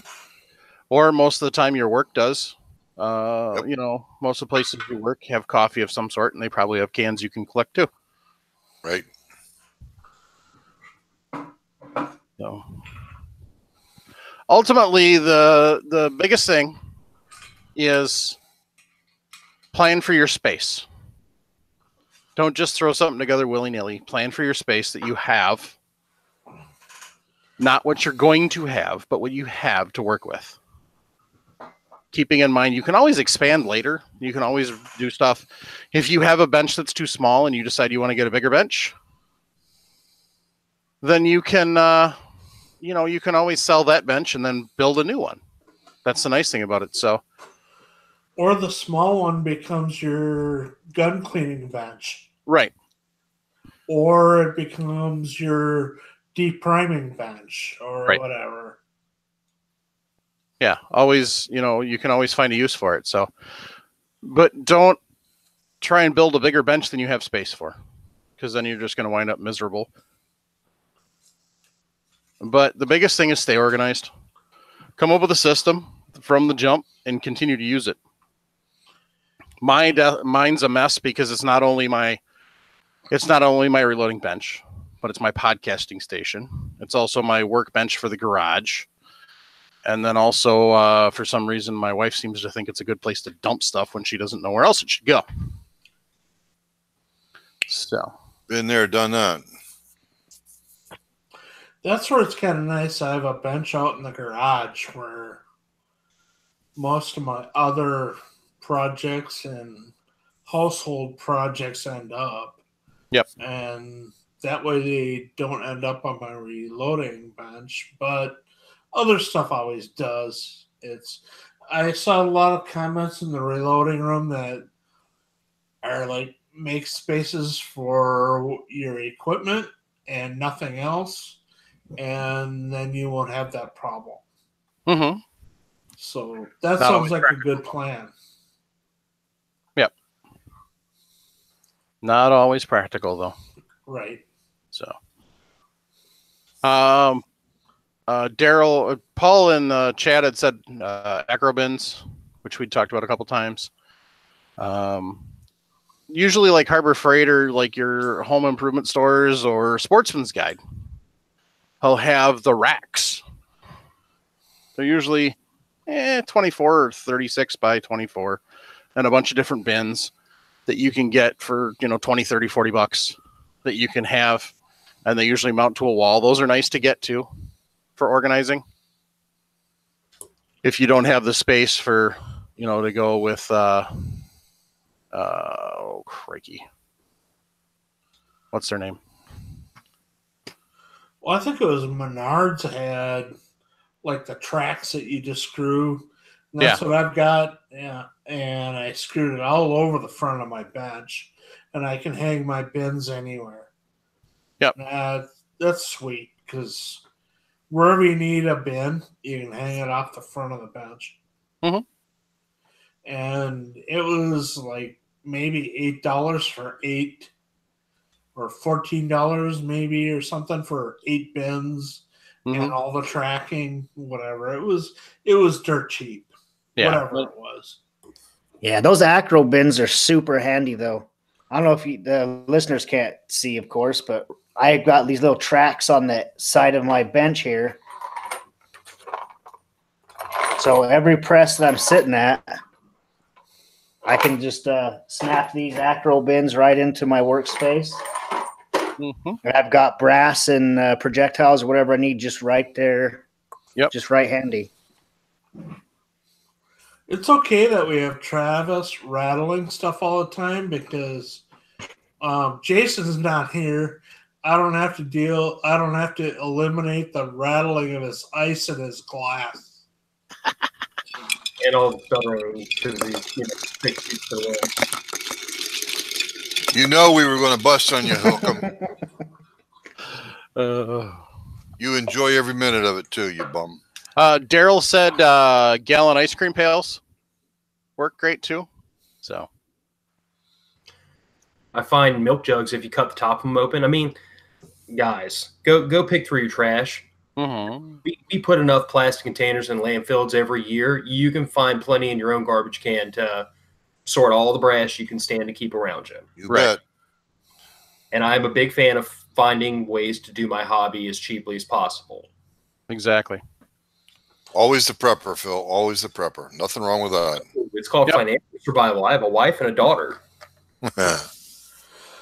Our facility is open to the public 2 days a week, Wednesday night and Saturday. And when people come in and they're saving brass, I generally we have 12 lanes, and if we got 2 guys that are reloading, I'll take all of the brass from 12 lanes and pile it into those 2 lanes.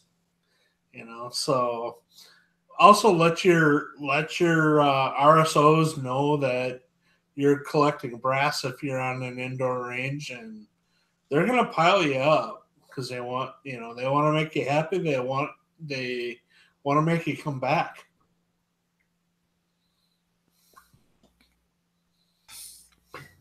So I think me and Travis are trading nicknames in the chat. Yeah. Anyway, is there anything we missed, Mark? Let me take a quick fly through. LED lights is a common theme. Lighting in general, though, is a must. Yeah, you want as much lighting as you can.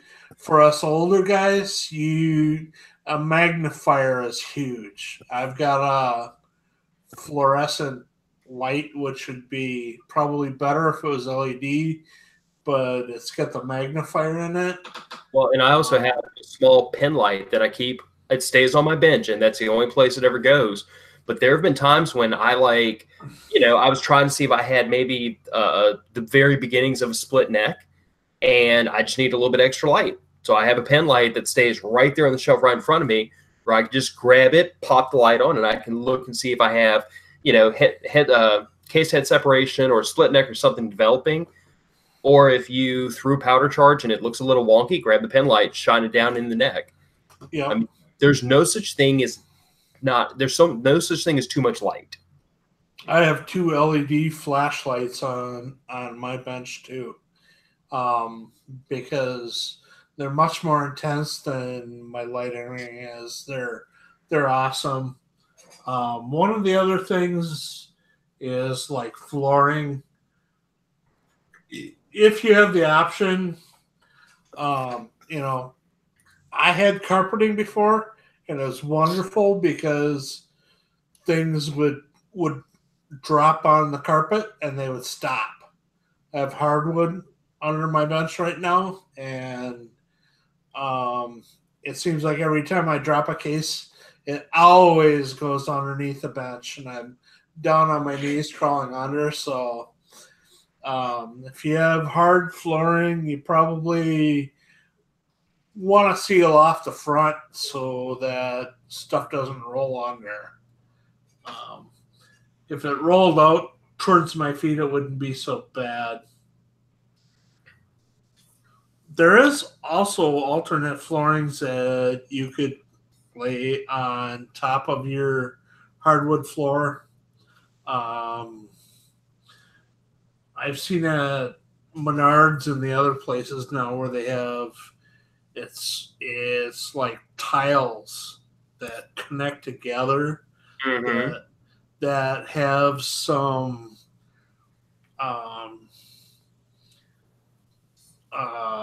what I want to say, they're not smooth, so your stuff would probably drop on them and stop.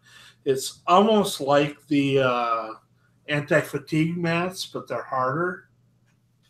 And you can always put something like that in front of your bench, or if you're standing at your bench, for sure put like an anti-fatigue mat. They sell them in like squares that latch together, and you could run those around your bench so that you're always standing on something a little bit cushy. The other thing is when your stuff drops, it's not gonna fly under. Achoo, Mike. Let's see. For those of you wondering in the audience, Menards is like a Home Depot or a Lowe's. It's another chain that started here in Wisconsin. So that's why Mark and I talk about it. So Maynard's. Yep. There's a lot of discussion on bench depth, and that's, if you're not going to store things behind, if you're not going to put shelves on the back of your bench, my first bench was like a 4-foot by a 7-foot bench that I got from a place I worked. It had steel legs. It was solid as a rock. It was 2x2s that were all glued together, and then there was a laminate over the top and over the bottom. And it was wonderful because I took the metal shelving that was 24 inches by 4 feet long, and I double stacked. Instead of making it full height, I put half and half next to each other, and I had my powder and my dyes and my bullets and everything on the shelves behind. When I moved to my next place, then I worked my metallics off the front, and my roommate did shot shells off the back, so that worked really well. But what I've found most of my life is, and over the recent years, is the more space you have on your bench, the more crap that's going to be on it. And I kind of miss my 2x3 bench because the only thing I ever had on it was what I was working on at the moment. So if you've got extra depth on your bench, you're just going to store crap there. If you can put the storage above it and below it and keep the depth bench a little shorter, I think you'll store a lot less crap on it. It'll tend to force you to put things away. Organization, that is the key, and that's one of the weakest areas of my life. I'm not very well organized. Yeah, something I work at. So, well, the most organized people really aren't doing anything. That's True. what I find at work.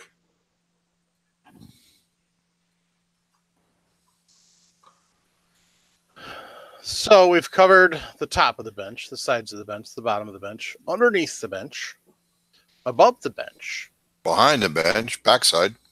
Yep. Anything we're missing? Have we covered tool placement and where we want to put everything? I think we kind of have. Ventilation.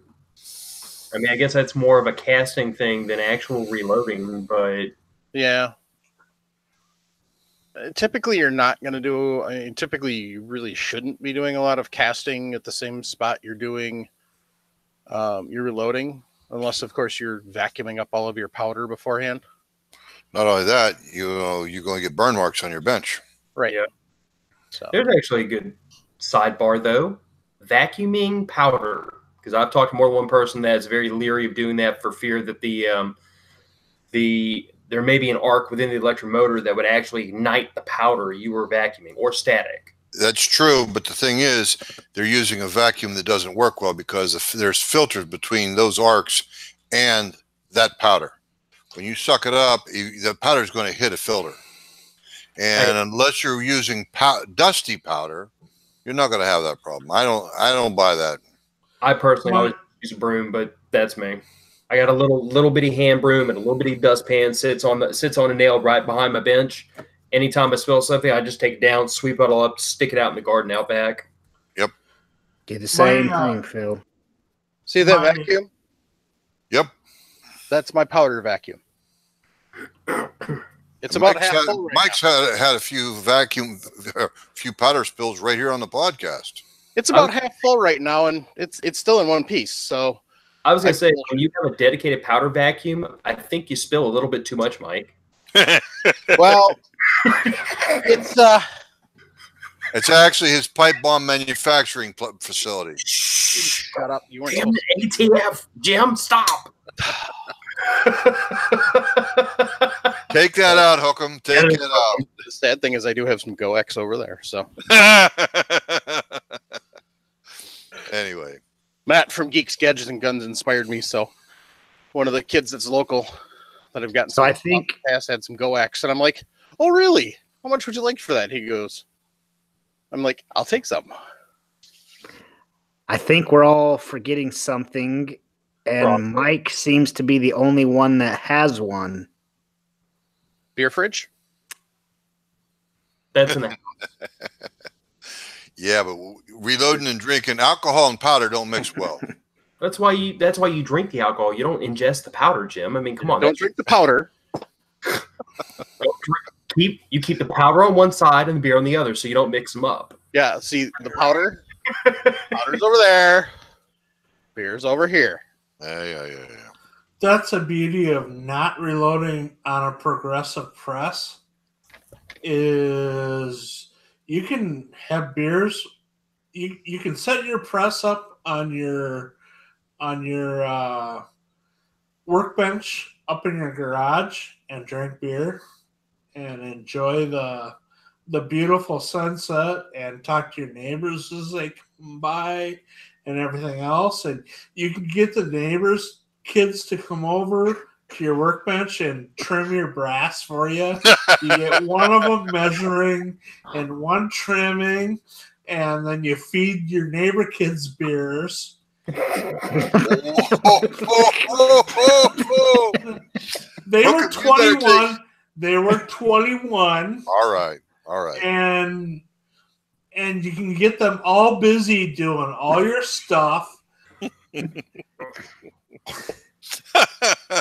then when you go inside the house and you go down to the basement and you start reloading, then you need to sober up.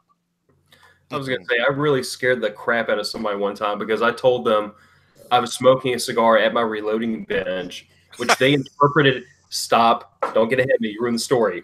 They interpreted that as I had gunpowder and a lit cigar on the bench at the same time, which I did not. I was doing brass prep while smoking a cigar. But still. Yeah, that's one thing. When I actually have powder out, I don't have any alcohol whatsoever. One time I tried reloading, and you know what? After 4 beers, Jim quit reloading. He was enjoying himself too damn much. But anyway, no, powder and alcohol don't mix too well. No, brass prep is fine. Drink, Yes. have fun. The podcast is fine. Drink, have fun. But yeah, when you need to start watching to make sure you have the right powder measurement, I've worked on ranges for 20, spread out over the years, 20 years. I've spent watching ranges, and I've stopped people from firing after they've had a pop instead of a bang. I don't know how many bullets I've tapped out of guns. It's not something you play with. You can prep brass and whatever as you please, but when you're running a progressive press, you need to watch every step of the system. And when you're running single stage, that's wonderful because put everything in a block, take a flashlight and hold it at an angle, make sure every charge is the same all the way through. You'll never have a problem then if you're watching what you're doing. I've had a lot of pops where I should have bangs, but it's rare that even if I have a powder measure failure that I will stick a bullet or something because you're going to catch that.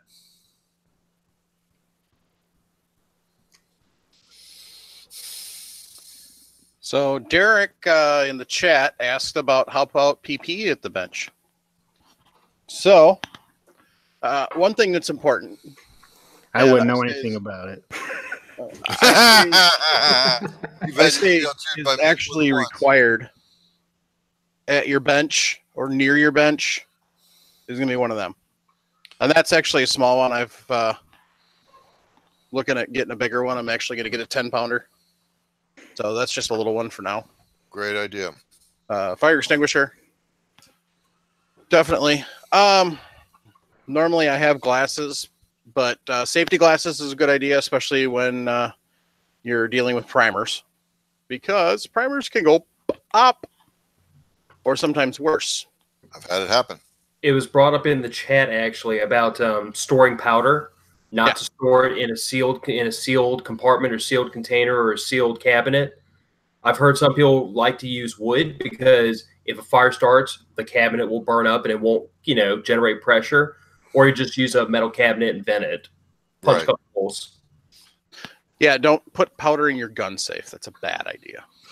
Yep. I think actually a metal cabinet that's open will probably be the best because the cabinet won't ignite. And when you look at how powder burns, it burns very fast, very quick, very hot, but it's very fast.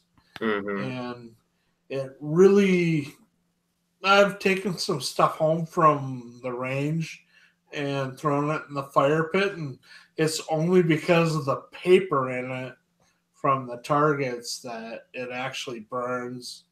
I've started fires in ranges before, and we've pretty much just watched them burn out, and The powder isn't really that big of an issue.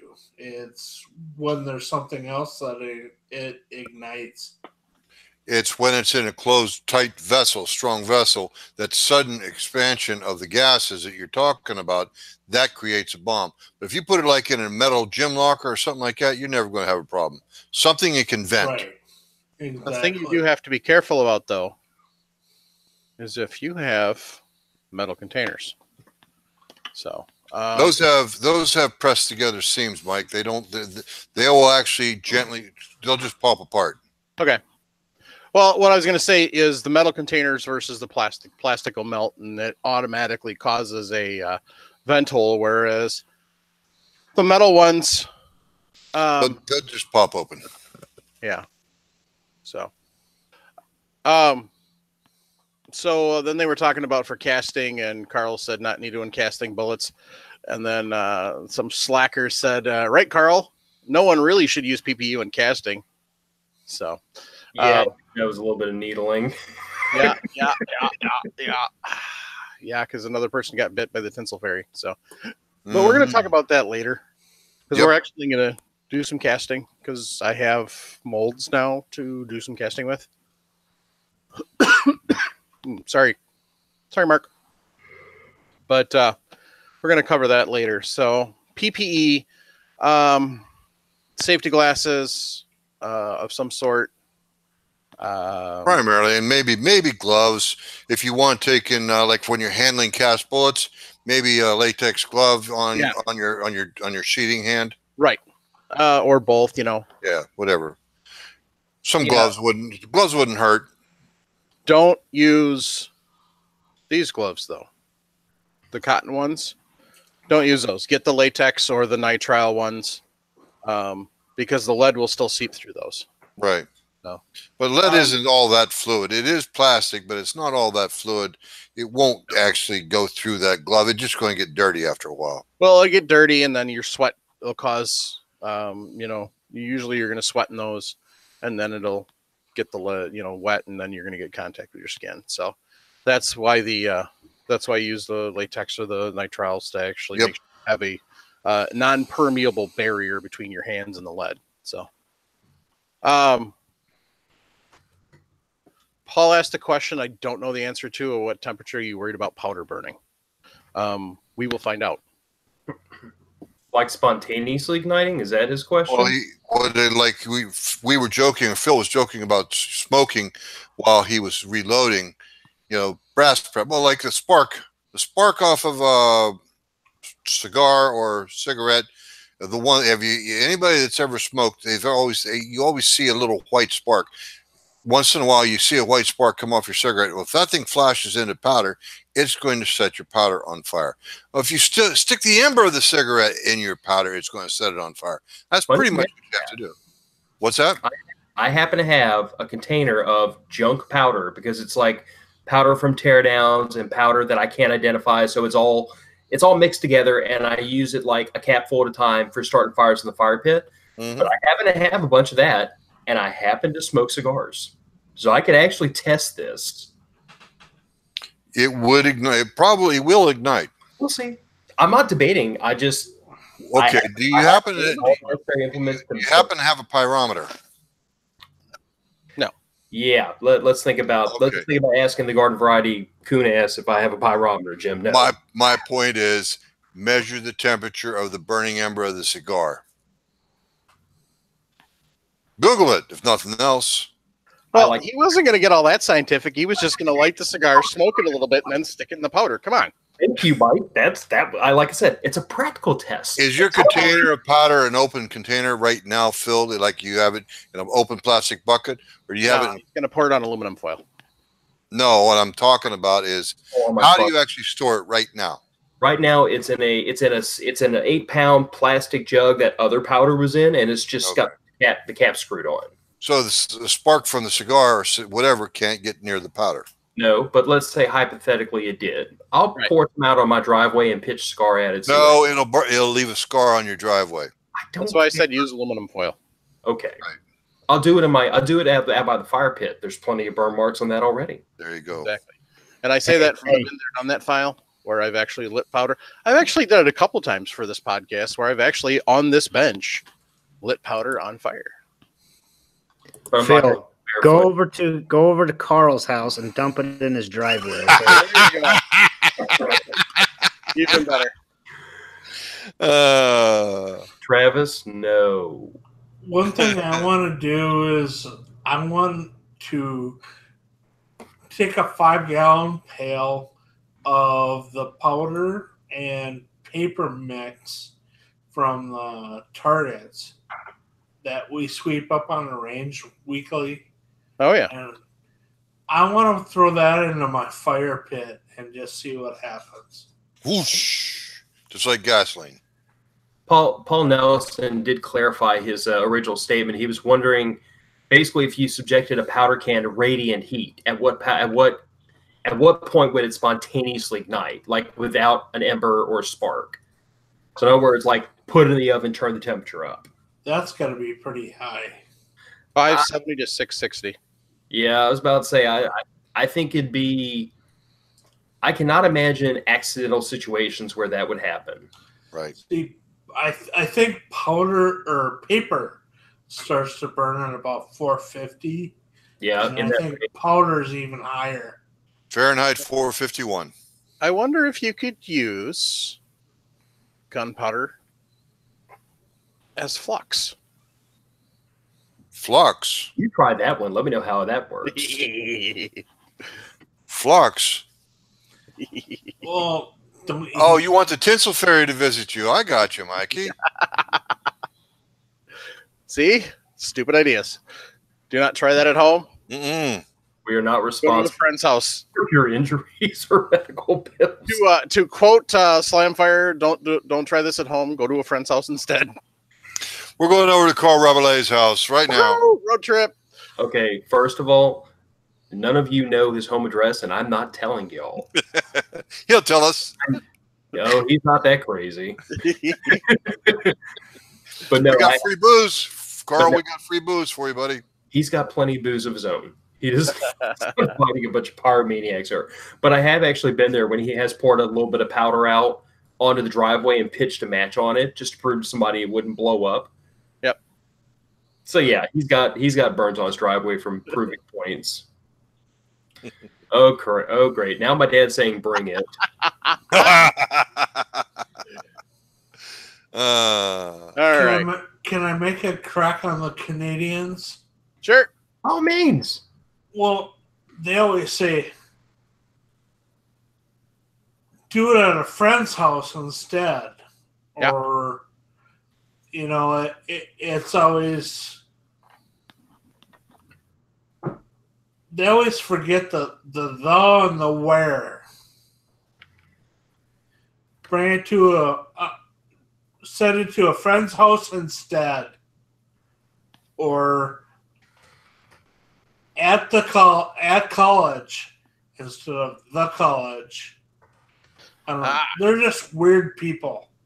Yeah, they do have their own way of language. Yes.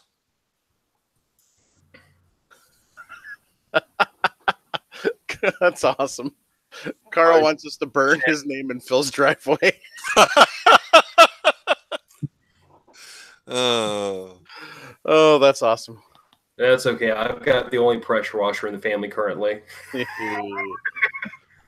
Well, there you go. I may not use to chase people off my driveway. Well, on that note, folks, I think we've beat this dead horse into glue. So I want to take time to thank everybody who joins us for the live show and who subscribed to the YouTube channel. We hit 1,000 subscribers this week. Woohoo! Wow. On the YouTube, so which is pretty cool. I saw that. Yeah. So, pretty awesome. Everybody who's a member of the Reloading Podcast group, everybody who stops by the Reloading Podcast page, everybody who stops by the Reloading Room. I want to thank everybody for all of the input that we get for the show, all the questions, all the feedback, all the comments. I want to thank everybody who swings by firearmsradio.tv and hits up the Amazon and the Brownells affiliate links. That helps out the network, helps out the show. Want to thank all of our Patreons who send us their hard-earned money so we can continue to do this and we can continue to do more fun things. So, and thanks to all the co-hosts who show up every week, and thank you to Mark for all the editing you do. It's greatly appreciated. So. Yep, Holcomb's part of the show, and this is the first time he's actually been in front of the camera. But he's always behind the scenes editing. Yep, we've been trying to get him on this show since I think episode 15. So that gives you an idea of how long we've been trying to get him on here. We just needed to find a topic that got him interested. So there we go. So on that note, folks. Wait a minute. We need a tagline for Holcomb. Does Holcomb have a tagline?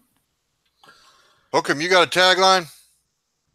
We can't shut the show down. You need to bring new people shooting. We always think that people don't want to shoot or don't like guns. The fact is that most people you ever encounter, if you ask them if they want to shoot, they want to shoot. And bring them out and start them with a 22. So, bring them out with a 22. I had one person in my entire life, and a lot of what I do is introducing people into shooting. I had one person in my entire life that said, "Thank you, I don't want to do this again." She was glad she did it, but she didn't want to shoot again. And I think if I had had a 22 rifle instead of a 22 handgun, I would have had her. So all you got to do is start people off right with 22s, with a 22 rifle, a 22 handgun. If you just bring people into it, they'll understand what we do. So my thing is bring them shooting. Ask people if they want to shoot. Bring them shooting. Good one. Awesome. Go ahead, Mike. All right. On that note, keep your breath shiny. Keep your powder dry. It's not a matter of if, but when. Buy it cheap and stack it deep. It's squeezed. Don't yank that trigger.